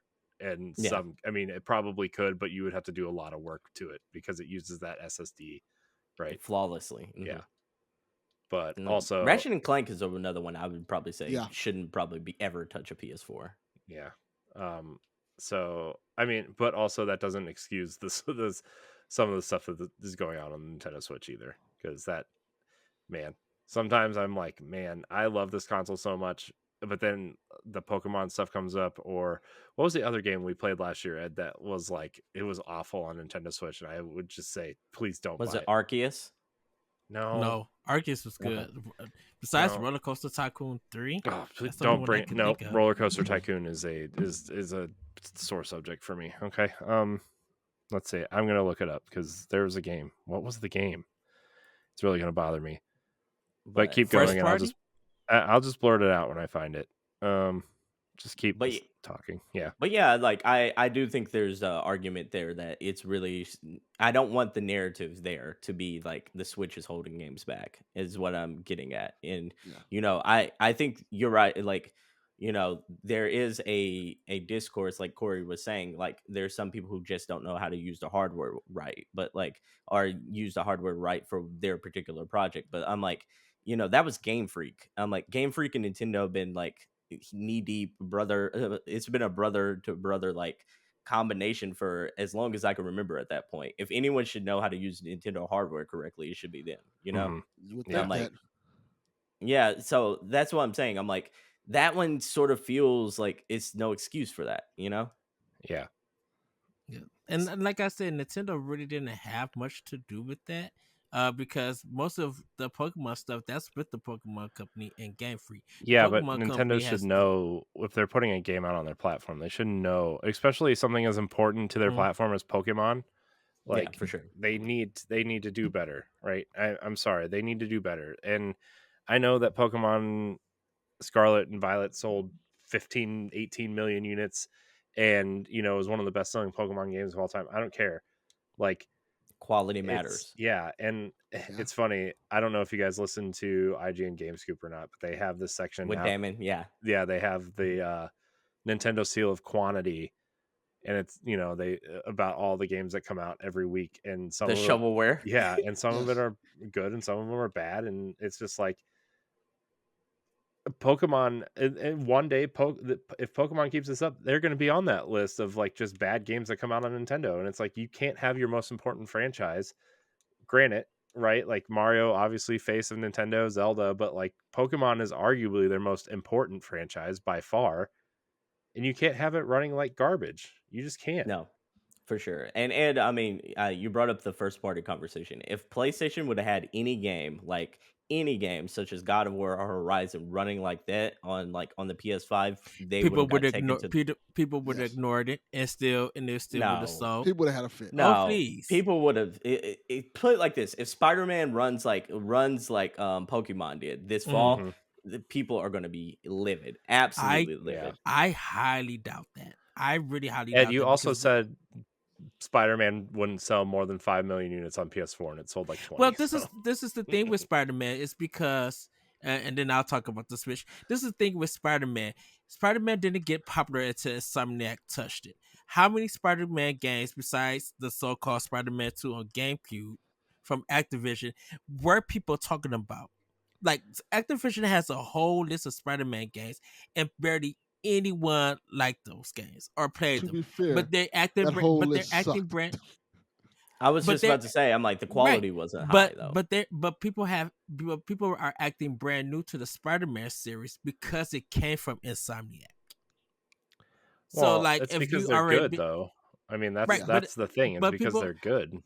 If but you I think make people just it doesn't matter what IP is attached to the game. If it's a good game, people will find it and flock to it, especially now with social media and so many people having a podcast and YouTube Word of channel and mouth, Twitch yeah. streamings and influencing. Like people are but going to it's find your great game no matter what IP is attached to it or not but see attached. that's the thing about it. It's just I think the thing about it is just like when you're acting brand new to an IP that's been out for years, regardless of it's bad or good, you shouldn't act surprised that it's like Insomniac.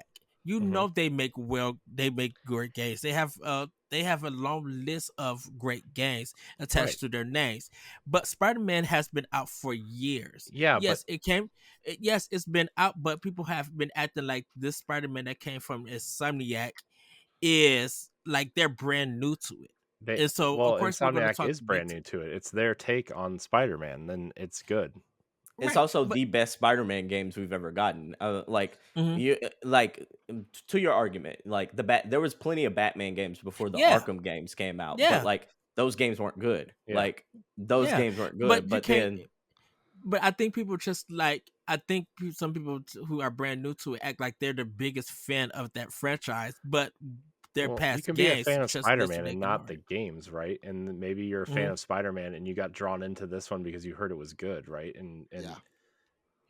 it's that effect also where, what we talked about earlier where, my family bought Switches for other reasons other than Zelda because they liked those IP and then they heard Zelda was good, so they bought it, right? I mean, look at Elden Ring last year.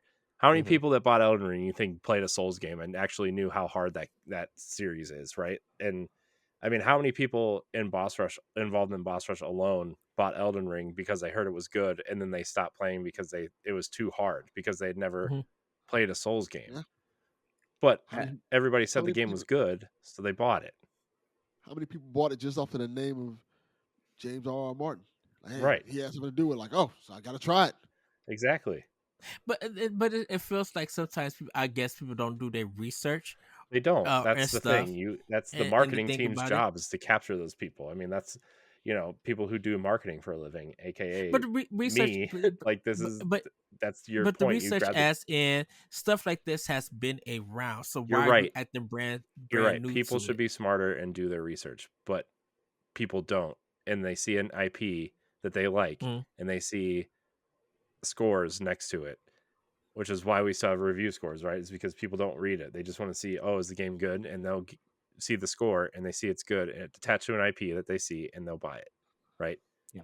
So yeah, it's the credibility of the reviewer to basically, and then they look at the score and then it's boom. Like that's the way the world works. It's like, not everyone, it's the same way with movies. Not everyone is going to see a movie because they know it's going to be award winner. They're going to see a movie because it's an IP that they heard of and it reviewed well, Yeah, that's why something like, Avengers sells, does like $2 billion, and then something like The Whale I was just about to mention The Whale. will probably not even break like $10 million, but also award winning and, probably one of the best movies made in the last 20 years, right? So I haven't seen it. I'm just using it as an example. But Go ahead, Delvin. You gonna say something? I think you guys kind of nailed it with that. Like, it's just based off the property. I think when it comes to Spider-Man, you have two main things that play there. You have a reputable company as Insomniac, because people are excited for those games. They make legendary games, whether you like them or not. They make amazing games. Then you have Spider-Man, who's arguably the most popular superhero in the world. You make an argument for that, and then you meld those two together. And yes, there's been other Spider-Man games and stuff like that, but when you mold those two together, it's a winning formula. Then you add on the fact that the marketing campaign for that game was so good. Like, I remember when that game came out, everywhere you looked, they were showing you like commercials for that Spider-Man game. You were seeing like billboards for it. You were seeing that game everywhere. It was like heavy marketing in that game, and I think sports commercials, for sure. NFL commercials, that game was everywhere. Yes, I couldn't every other commercial during a Browns game I would watch was a freaking PlayStation / Spider-Man commercial. Donovan Mitchell was wearing it on his shoes. It was everywhere. Yeah, and I think that plays into why, as opposed to the other games, this one sold 20 million because it was everywhere. Yeah, which is weird, and I'll get into the Switch that that Spider-Man sold that well, but Sunset Overdrive from the same company just got disrespected left and right. That's the other way, though. That's the other way. It's not a known IP either. Yeah, Sunset Overdrive's not an IP people known. Xbox was doing terrible at the time, right? I mean, they were in the midst of their entire downfall, and it was exclusive, and nobody wanted to buy an Xbox to play it, right? And that was essentially it. But it came from the makers of Spider-Man, even though I get it, but Sunset. also A, Spider-Man wasn't out yet, so you couldn't market it that way, and B, Insomniac is so tied to PlayStation that it going to a rival platform that was doing terrible with an IP that nobody knew, that but then people end up going back to Sunset Overdrive and realizing how good it was. as they should, because Sunset Overdrive is amazing. A fantastic game, but it's also like Insomniac was also building its reputation at the time too. Yeah, like they did have some Ratchet and Clank games. They did have Spyro the Dragon, but none of those were like Game of the Year contenders though. So they were building their Resistance and stuff. Yeah, Resistance and Fuse and all those other shooters, but Fuse. But yeah, I mean, even still, Resistance didn't blow the world away. It was one of those things that like they were building their name up. Sunset Overdrive was probably the best game that they had put out to date. But like again, no one played it. No one played that system very much. So I'm like, it was a whirlwind of a whole bunch of like outlying situations that caused Sunset Overdrive to be a lackluster sales game, but a good overall game.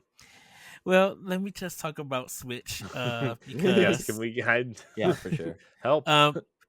Because I think like I still don't consider the Wii U as a failure. In the sense that it did offer a lot of games, but at that time some of the gaming communities and audience just didn't give it a chance and everything, because when Switch came out, and yes, there are a lot of Wii U ports on there, some people have been realizing, oh, this was on Switch. This game was this good, so it's selling these million copies and stuff like Tokyo Mirage Session or Xenoblade Definitive, or like some of the stuff that they missed on Switch. I mean on Wii U. Now that's on Switch, people are realizing. A lot of people had this doubts like, oh, Switch is not going to have third party support. It's just going to be another Wii U. Even if it didn't have the third party support, Switch has done a lot that people don't realize. Limited run games wouldn't be at the place that it's at right now without Switch on people buying their games. Indies would have got the recognition and the double dipping that people have done on that for their games on Switch. Like people have bought the physical and the digital version of games. They've been doing that mostly on Switch. People have been buying like the Joy Cons and stuff, or custom making the Joy Cons. People been buying like the limited editions of Switch and stuff. And when it comes just with Nintendo games, like for people who say it didn't have games, you were getting almost 7 to 9 games per year from Nintendo alone. And regardless of if they were good or not or something, the library for Nintendo Switch was strong from Nintendo themselves. There's no way you can't deny that Fire Emblem Three Houses or Astral Chain or like Daemon X Machina or like just Link's Awakening remake and stuff, or Super Mario Odyssey, of course Breath of the Wild and stuff. Like you cannot Metroid Dread, you cannot a series that no one in Japan really cared for, but when Metroid Dread came out, it did the numbers that it did. 3 million, that's good for a series like Metroid from for the past. So I feel like the 6 years that Switch has done for games and for gamers, like they put out a lot of stuff out there that is ready to be experienced. And people go back to the Switch and play some of those older games and everything. Like I talk about Xenoblade Chronicles 3 in such a good light because people wanted a mature story. You wanted something that's going to be action packed. Well, Xenoblade Chronicles 3 is here, so go out and get it. The stuff that people wanted for Nintendo, I feel like Switch has delivered. It's just now up to the people to go out and get it. For a console like Switch to be on top of the NPD in 3 countries, Japan, Europe, and America, month after month, year after year, that's crazy. Just from Nintendo alone with that stuff. Like Mario Kart is still selling numbers. Smash Brothers is still doing numbers. Splatoon is doing numbers. People who never thought about video games got Animal Crossing, even though that's the pandemic and stuff. Like, look at the Nintendo Direct we just had of all that stuff that's coming. Square Enix got back to a good relationship with Nintendo. Look at all the not JRPGs, all the RPGs that's been hitting Switch and how the numbers been doing for that. Where something like Forspoken might fail, Octopath Traveler or Bravely Default 2 is making that money up that they're not getting from a big game for Square Enix and stuff. Like I think Nintendo, the Switch has kind of changed how gaming can be done. It's not always about graphics. It's not always about having the best special effects and everything.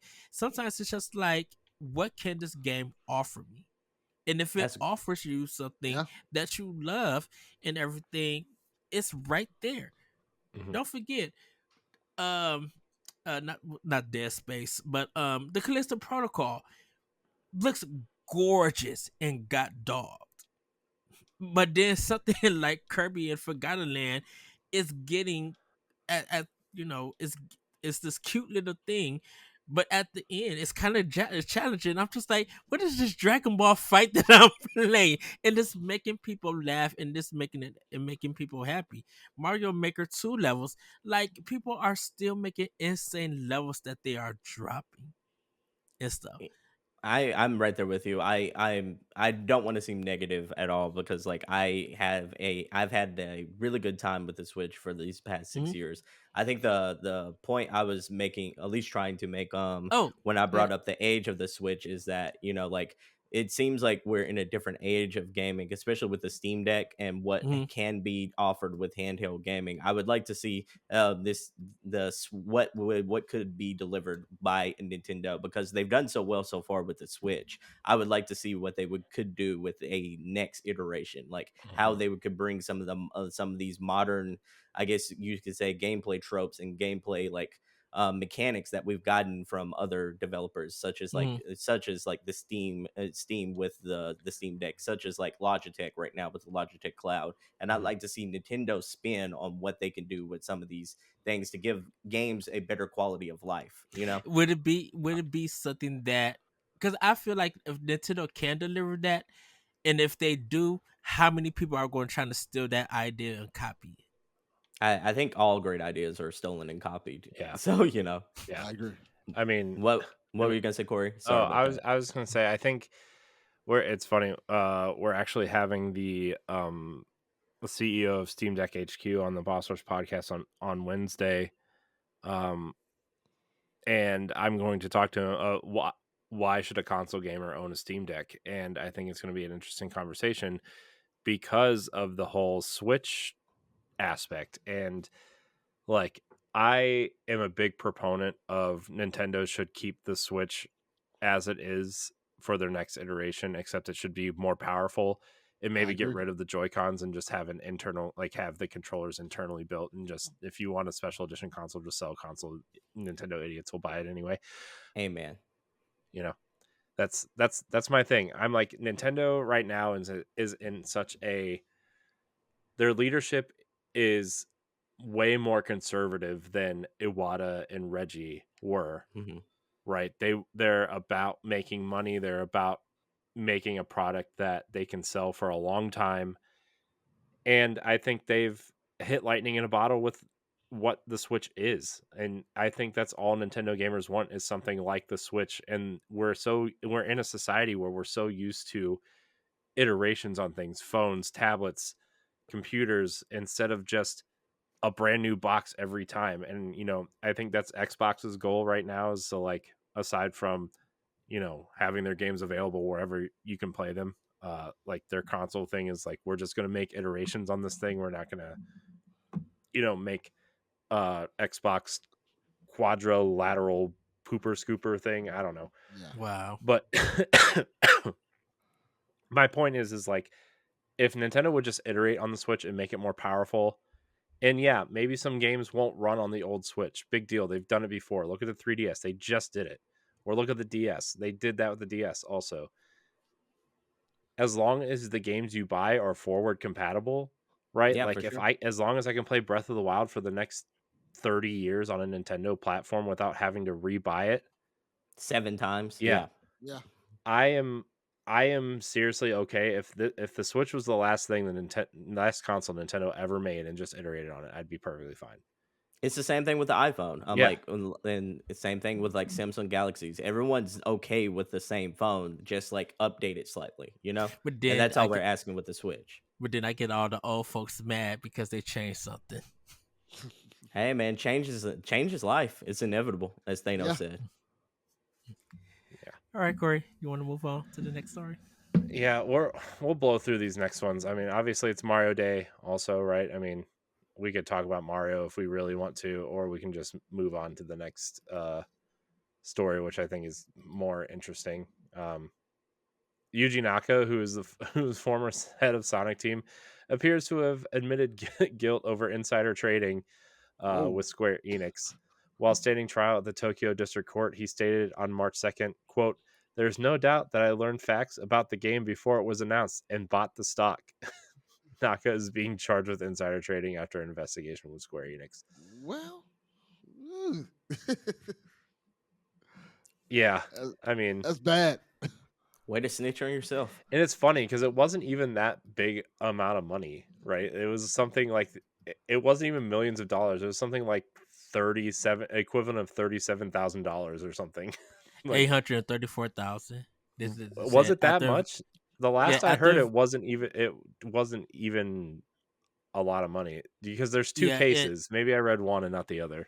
so it says on Nintendo Life, after investing approximately 144.7 million yen, about 834,000 in 18 Entertainment, and approximately 47 million, about 336,300 USD in Amy, he had intended to resell his stock at what he presumed would be a much higher price once the team's involvement in Square Enix projects was made public. So he might have it might have been lower Yeah. at that. Yeah, I mean, I knew there were two cases going on. Maybe this is the bigger case. I thought this was the other one, but either case, like, man, insider trading, don't do it, guys. Bad Yeah. Sure, stuff. not worth it. More Not worth importantly, it. Yeah. don't snitch on yourself. I think Yeah. I think people probably need a breakdown of what it is and stuff. Because I know this is bad, but I think some people don't understand how serious it is when it comes to something like this. Yeah, it's crazy.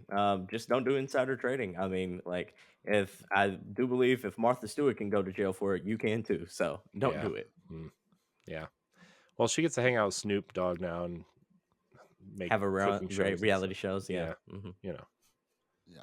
So what do we know? Maybe she made out. Who knows? Wow. Oh man, we should get Snoop. Pack We should get watch. Snoop Dogg on the show. Sounds like a good idea. That'd be a fun one. You know, I mean, he's probably not doing much, right? He's doing a lot, I think. I think he's at WrestleMania in a couple weeks. Was he? I think. All right, it will be in a couple weeks. Yeah. I know he got something going on with Death Row. I think he's trying to get all the music on Spotify or something. I think he owns. Yeah, he owns that for now. Yeah, he does. I think he was playing Hogwarts Legacy a couple of days ago. Probably. That's hilarious. Mhm. Oh man! Speaking of Death Row, we're gonna go into Pack Watch. Pack Watch is our segment where we talk about upcoming new releases that maybe you should check out or not, because I think there's one on here about toilet paper. I thought you were gonna say Pack Watch is where we watch Tupac and see where he's at now. Oh no! Like, Yeah, actually, during the video is just the hologram of Tupac, just kind of a mess. I'm here for it. We just replaced Ed with a hologram of Tupac. Wait, what? Tupac hosts the show. So, it's But it's still your voice, Ed. Don't worry. Yeah, it's a lot of work to get the voice syncing, but it works. So. Why me? I don't know. It'd be pretty weird if we replaced me with Tupac, Ed. You know. Yeah, that might be a problem. For a lot of reasons. Wow. We might have a Robert Downey Jr. Tropic Thunder situation. You know. Wow. Man, we talked about that show the other day on Boss Rush Podcast. It was very interesting. Yeah. Well, anyways, Pack Watch. Dead Cells return to Castlevania. A gateway to a striking castle has suddenly appeared, and an imposing warrior called Richter asks you to help him vanquish the great evil within. Enticed by the promise of new loot and rather than a sense of moral duty, you strike out through the grounds and corridors of Gothic Castle to find and kill the mysterious Dracula. Ooh. Out on 3.7, Pronti dive. What's it called? Pronti? Oh, Pronti. Dive through 400 years of technological advancements in the underwater city of Roila, where humanity once found a new home. That is until this future Atlantis was beset by fierce monsters mutated by toxic marine waste. Take on the unprecedented threat as the Sea Guardian, Pronti, and fight alongside the Javelin partner, Bront, to take down the mutants, discover the truth behind the creature's sudden invasion, and uncover the secrets behind Pronti's origins. Sounds like Aquaman the game. It's a Metroidvania. Of course it is. Every game is a Metroidvania game these days. On 3.9, Fatal Frame Mask of the Lunar Eclipse makes its way to Nintendo Switch. A group of children mysteriously disappeared during a festival on Ragotsu Isle. Although they were found, they had lost their memories. Now they have returned to the island as teenagers. The girls rely on the camera obscura, a camera with the power to capture and seal away unthinkable horrors in the faint beam of the flashlight. while exploring at various locations and fending off the ghosts that attack them as they attempt to discover the truth of their haunting past. I like the Yeah, Fatal Frame this games was a lot, so I can't wait to try this one. this one's the one that only came out in Japan. Never came here. Oh, this isn't the Wii U one. Oh no, that was the Mm. water something. Yeah, Black the Maiden. water. Yeah, Black Maiden. yeah, Yeah, that one's already out. yeah. And stuff. Okay. I wonder how that game do, because it did come on PlayStation. Also. There's too many Fatal Frame games at this point. I can't keep up. Anybody interested in anything coming out this week? I think Dead Cells. Dead Cells is the one. Yeah, Dead Cells. Yeah. Fatal Frame. Dead Cells are Prani. It's gonna be for me. Because I'll also be playing Metroid Fusion also. Metroid Fusion. I cannot wait for people to play Fusion. I'm ready for that game to kick so many people's tail. We should probably start adding games that are coming to Expansion Pass to this list as well. That's a good point. Yeah. Just make a note of that somewhere. Okay. Or let's just remember to do that because we don't take notes. That's why we're so successful, you know. All right, Game Fact Advance. As we celebrate 6 years of Nintendo Switch, we have to acknowledge the trailer that released on October 20th, 2016 that was shown on Nintendo's YouTube channel. It was codenamed NX until the trailer dropped and we got a look at Breath of the Wild. Once we see the player's dog bark, he goes to the living room, pulls the system out of the dock, and starts playing in handheld mode. Yes, we even got that term rooftop Karen from this trailer. This trailer, I remember this trailer because it dropped while I was on my honeymoon with my wife, and I watched it while she was taking a shower before we were going out to dinner, and I ended up doing a really terrible Instagram reel of it, like before they were called Instagram reels, and it was like a 1.5-minute reaction to this trailer, and I was so excited that I was half tempted to just call Ed and have him Skype call in and record a Skype call so we could have some sort of podcast about it. But then I realized, well, maybe not the smartest thing to do on your honeymoon, so I had to wait till I got home. But that would have been bad. Mm-hmm. That would have been a grand opening, grand closing situation. Yeah. Wow. Yep. But I mean, do you guys remember this trailer? Do you guys remember watching it? I referenced it earlier. Yeah, I remember this trailer. Like they was on the rooftops and stuff like that, and everybody had their switches and stuff. It was a really cool trailer. Yeah, I actually think that trailer hyped a lot of people up for Switch. Yeah, I do too. Mm-hmm. I really do too. I think that trailer did a lot for the. I think that that trailer was specifically released to make up for a lot of the mistakes of the reveal of the Wii U. To be honest with you, because man, the reveal of the Wii U was so bad. Yeah, for sure. It made people like the trailer made people think of the Wii and like the glory days of the Wii. And I feel, especially with the rooftop aspect, it kind of reminded everyone like, hey, I remember having that good of a time playing the Wii back in the day. Mm-hmm. I know a lot of people were shocked to see like Skyrim was on it. Yeah, for sure. Because at that time, that was like what Bethesda's making the game for Nintendo. They've never touched anything Nintendo. Yeah. So.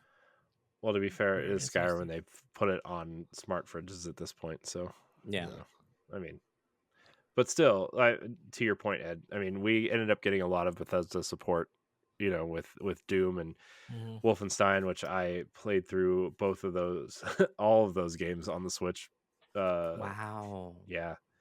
Not terrible experiences, actually. Those games actually run, obviously not the ideal place to play it. And when you go from like this really nice, smooth 30 frames a second to 120 frames a second on the Series X or something, it's like, it's pretty jarring. But as an overall experience, if Switch is the only place you can play those games, they are not bad versions of those games whatsoever. And that's kind of showing people like they would support third party if they just gave it the love and care, because as much as people want to laugh at The Witcher 3, I heard more people beat that game on Switch than on any other platform. And there's 600 versions of The Witcher 3 out on all systems. Yeah, I actually played a lot of The Witcher 3 on the Switch too. That's where I put the most time in on it actually. And now now that cloud saves work cross platform, like I might actually continue playing it at some point. that version of The Witcher is not terrible either. I'm actually shocked at how well it runs on the Switch, to be honest. But I mean that whole trailer was like, I was ready. As much as I love the Wii U and will defend the Wii U until the end of time, I was ready. The gamepad just feels like a child's toy, right? I wanted to play games in handheld mode, more than 10 feet away from the TV that I was initially playing on, and that trailer got me excited. I thought when I saw it, I'm like, the first thing I thought was, man, that's a Nintendo console, because it didn't look like a toy. It looked like a piece of technology, which is something you don't say a lot about Nintendo's consoles. No, for sure. For sure. It did look like a next level piece of tech, and it sort of ushered in this new wave. And Nintendo's always been a trendsetter of tech, for better or for worse in a lot of cases. And this time it was for the better. And I can't picture what the gaming industry would be like nowadays without the Switch. Oh my gosh, could you imagine if it'd be boring? Oh my god, yeah, I wouldn't say that, but it would not. There's something. Shoot. There's something gonna be a Souls game or over the shoulder game, and a bunch of guns. It would have been boring, cliched. You would have had your cinematic Spider-Mans stuff in there as well. Yeah, I mean, Nintendo. There's something very special about Nintendo, whether you are primarily a Nintendo player or not. People play Nintendo games regardless, and I think that's rare for the other two platforms. I think a lot of people are an either or person, right? Yeah. I mean, a lot of us might have all three, but we prefer one console over the other, I think, in a lot of ways, from Xbox or PlayStation.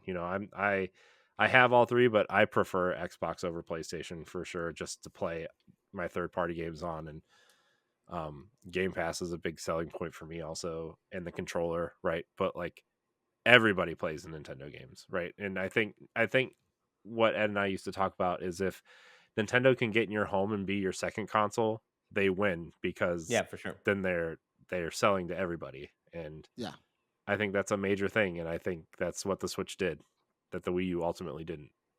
Yeah. So. All right, we want to get to questions.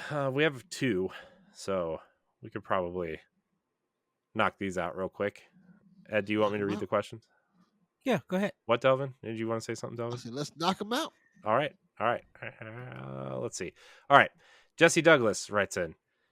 He said, my question is, with the ever-growing interest in tabletop games, if Nintendo was to make a tabletop-style game with its IP, what would you pick to get the makeover, and what tabletop style of game would it be like? Oh boy. So I'm going with Kid Icarus. Oh no. Oh boy. I would go with Kid Icarus as a because I'm like, you got the Greek theme and everything, and of course we always talk about an open world Kid Icarus game and everything. So I could see that working. As for what type of it, that one would be hard because I don't play a lot of tabletop, but IP wise, I will choose Kid Icarus. What kind of game would it be though, Ed? Candyland meets Dungeons and Dragons. Oh no. I don't know what that even looks like. There. Yeah. Look, as someone who plays a lot of Candyland with my daughter, not sure not sure a Kid Icarus skin would clean that up for me. I mean, the world looks beautiful and everything, kind of like a Candyland game, but deep down it has some kind of, even though it's not really like a card base or stuff, but it would have attributes and kind of some kind of role-playing game mechanic and things to it. So having your die and things like that, if you defeat a dungeon and everything, you may find treasure or get or get something, and then you could probably add your amiibo to it for it. To get more stuff, or even could be able to customize your own amiibo or character for that game and stuff. Yeah. I'm thinking Xenoblade. Put Xenoblade in the tabletop. You almost make it very Dungeons and Dragons esque. I think that kind of speaks for itself. I think that like people would eat that up. Yeah, I think. Yeah, go ahead, Delvin. Sorry. I'm gonna cheat. Uh-oh. I'm gonna say Fire Emblem Risk. Ooh, that's a good one though. That is a really good one. Yeah, That's straight up Risk with Fire Emblem characters, and you can kind of. Corey's just like Nick because he won his Fire Emblem Pirates game. I mean, I do want the Fire Emblem Pirates game. Okay, that was rumored like a year or two ago. I do want that, but That'd be fun. Risk. Almost One Piece, but Fire Emblem. Yeah. Oh, that'd be cool. Yeah. Just each piece is different. Why not Fire Emblem Battleship? Get out of here! You're You fired. lost me. Yeah, I don't think it's the same. Like with Risk, you can kind of like you can have your own characters and stuff from your favorite Fire Emblem games, and you can kind of. But you're fighting another player with your team. Fire Emblem Fates, like Birthright versus Conquest, stuff like that. Yeah, and you can buy. And much like in Nintendo fashion, you can just buy add-ons with whatever Fire Emblem game you want to add on to it. Well, that's more money for Nintendo, and then you'll kill somebody, and that's permadeath, so you can never use that card again. Well, now you can use the card again. It's just like regular Risk. They're just dead. Like Oh, I'm talking about Battleship. Oh, you're gross. Yeah, man, that'd be so cool. So I guess for me it would be. I mean, I think Dungeons and Dragons is kind of the easiest thing for like an RPG style, right? I mean, obviously. I think I would like to see some sort of like Zelda adventure in a Dungeons and Dragons, but I guess it would probably have to be something like a Four Swords style adventure, or maybe you use the Breath of the Wild champions or something, or create your own character. Like maybe that's it. You create your own character and kind of use one of the races that's provided from the Zelda universe and kind of just have a Dungeons and Dragon campaign through that. That'd be cool. I like what you're selling here. Imagine if they call it like Link's Multiverse, and where you bring in like the different links from different different Zelda games, and like everyone's playing as a Link, but they're playing as different variations of Link. Yeah. So a different version of Hyrule Warriors. Yeah, maybe. Yeah, for but sure. Cooler. Yeah, that's what I would do, I think. Or like I mean, they already make like Monopoly Mario and stuff, right? So gross, man. Our second question, or Jesse also, he comments, I'd love to see a Splatoon game that's a mix of Risk and Munchkin.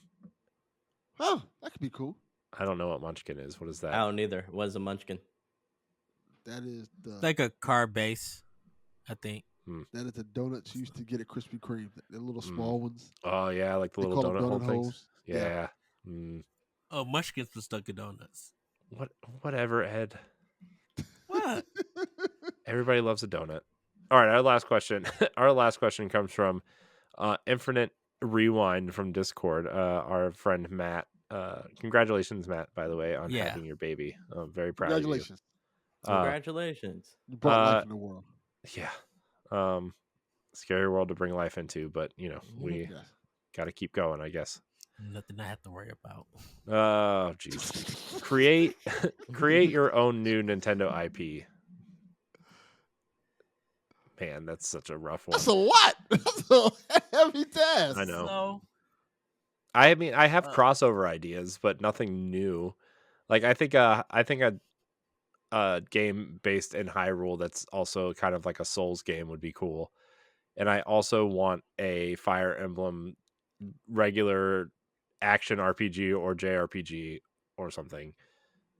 Those aren't new IPs, obviously, but like, you know. But anyway, somebody make up something. Somebody make up something way cooler than I just said. I think they, you know, like it's been a while, and maybe y'all can counteract me if y'all can think of anything like this, but like it's Mario feels like the only like platforming game. It feels like we're missing kind of that platforming portfolio lately. Besides Kirby, Donkey Kong. Well, we haven't had a Donkey Kong since what, like Tropical Freeze. Tropical Freeze. Mm-hmm. Yeah, But so I'm they're like, we're missing something. a lot of people are thinking that they're still in the works. They just haven't put it out like to release it just yet. Yeah, You're the talking rumor. about Nintendo first party, right? Yeah. Yeah, I think he's correct. Yeah, I mean the rumor is that the Mario Odyssey team is working on a 3D Donkey Kong game. Yeah. Wow, So, that'd be fun. as long as it's not Donkey Kong 64, sure. And they don't have Banjo Kazooie no more, so or Conquer 64, so like the rare stuff that's like all gone. That's Microsoft. So what is Nintendo missing from their portfolio? I mean, that's exactly what I was going here. Yeah, they're pretty covered in a lot of ways, right? I mean, they have a third-person shooter with Splatoon. They have their real-time strategy with Fire Emblem. Fire Emblem. They don't really got like a Pikmin. run and gun game like Contra or something. I wouldn't count Splatoon as that, but like something like Contra or like Ghouls and Ghosts, they don't have. Like they don't have their difficult game. What were you saying, Delvin? I'm gonna cheat. I want to have the game made that I want it made. I want a Captain N Nintendo game, like a modern version of a Captain N game. What does that look like? I would even go like, hey, you can make it still be the guy from the original Captain N series. For those who don't know, Captain N was a cartoon show. Was that the 80s? 80s Yeah. 90s? Yep. Yeah. Close to the 90s. Yeah. Yeah. Where a kid got pulled into his Nintendo console and was going through Video Land, and like he would team up with like Mega Man and Kid Icarus, and they were creepy like, Mega Man, dude. Oh. And it was like they were the Nintendo characters, but they were bad looking versions of them. Yeah. So yeah, I would do a Captain N game.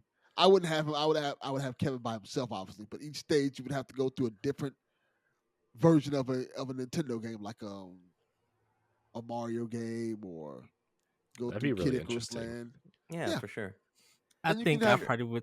That could be like, what if that was like their next system pack-in game of like, it kind of be like Astrobot, but like, or like Nintendo Land mixed with it. Like you take Captain N and like, okay, well, here's Mario Land, so here's your platforming game, and then here's your Zelda dungeon, and here's your mini Metroidvania map over here, and like, oh well, here's your Splatoon map, and you play like some sort of level of Splatoon with Captain N. Yes, that's what I'm talking about. I think I got it. Go ahead. I think I got it. Imagine Nintendo's take, first party Nintendo's take on a stealth game, like a spy game where you play as like a cartoony spy-like character, and your objective is probably to like use tons of different gadgets to try to get to like each objective in like a different building, and you try to like make it into like you're almost like trying to steal like a certain weapon before it's able to be used and such like that. It's almost like Nintendo does have something like that. Oh boy, here we go. Was it from like an obscure 1991 NES cartridge that nobody's ever heard of? No, the Spirit game on GameCube. Geist. Yeah, yeah.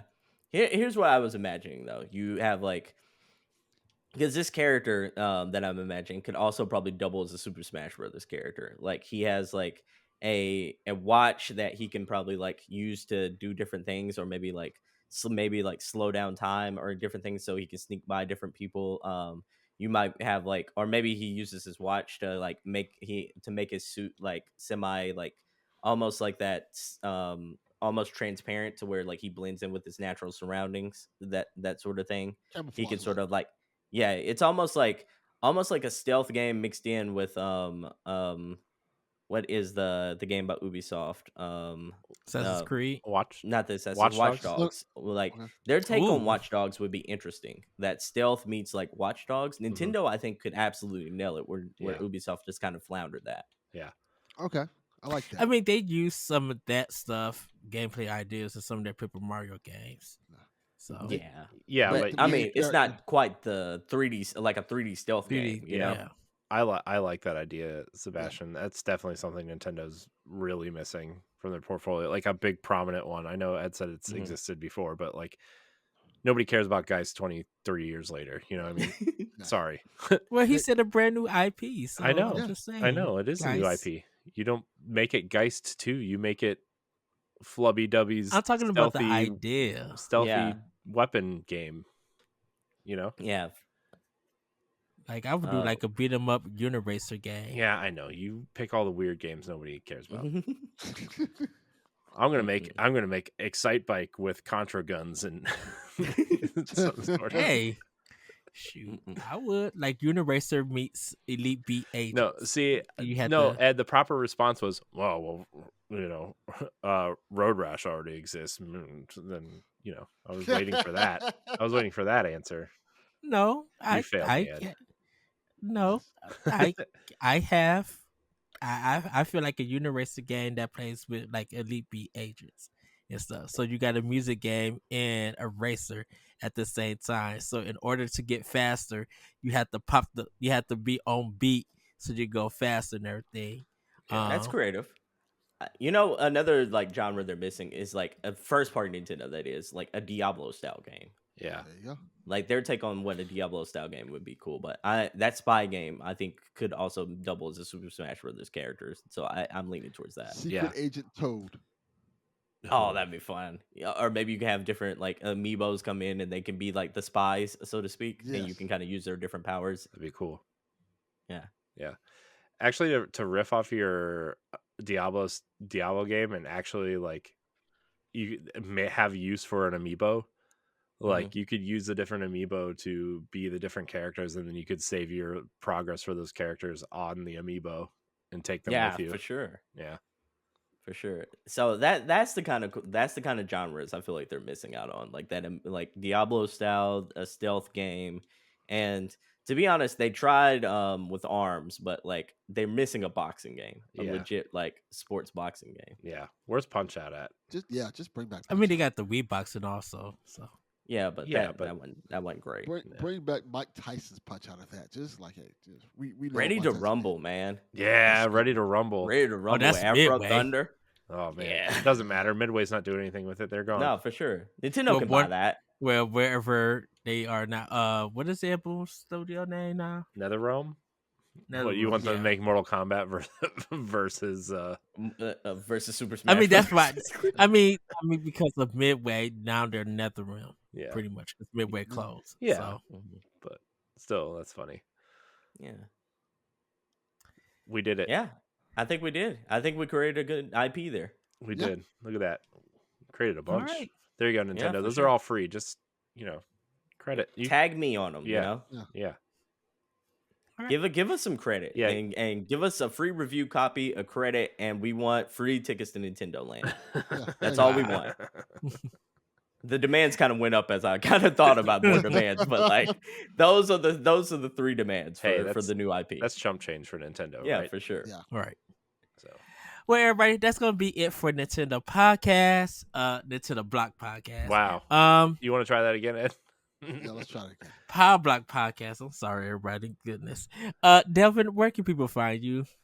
You can find me on Twitter at Delvin_Cox. Check out the Delvin Cox Experience anywhere you get podcasts. And Sebastian, where can they find you? Find me at the Single Player Experience Podcast, the perfect podcast for single player gamers to find out about good single player games to play. If you like dev interviews about single player games, if you like just finding out what needs to be in your video game backlog, check that podcast out. And then you can find me on Twitter at Sebastian23. All right. And everybody, have a great week, have a great weekend, and we'll see you next time on Nintendo Power Block. Bye, everybody. Woohoo! Did it. Yeah. Nintendo Power Block is a product of Boss Rush Media, LLC, and is recorded from our headquarters in Akron, Ohio. The show is hosted by me, Edward Varnell. My co-hosts are Corey Derrick and Cordy Yikes. You can find Corey at I am Corey in HD on Twitter and Instagram, as well as hosting the Boss Rush Podcast and Tower Casuals, the Destiny Podcast. You can find Cordy at Cordy_Yikes on Twitter, TikTok, and Instagram. You can find me at ThatRichardCole on Twitter and Instagram. Follow Nintendo Power Block on all social media platforms at Power Block Podcast. You can also follow Boss Rush Media and Boss Rush Network on all major social media platforms.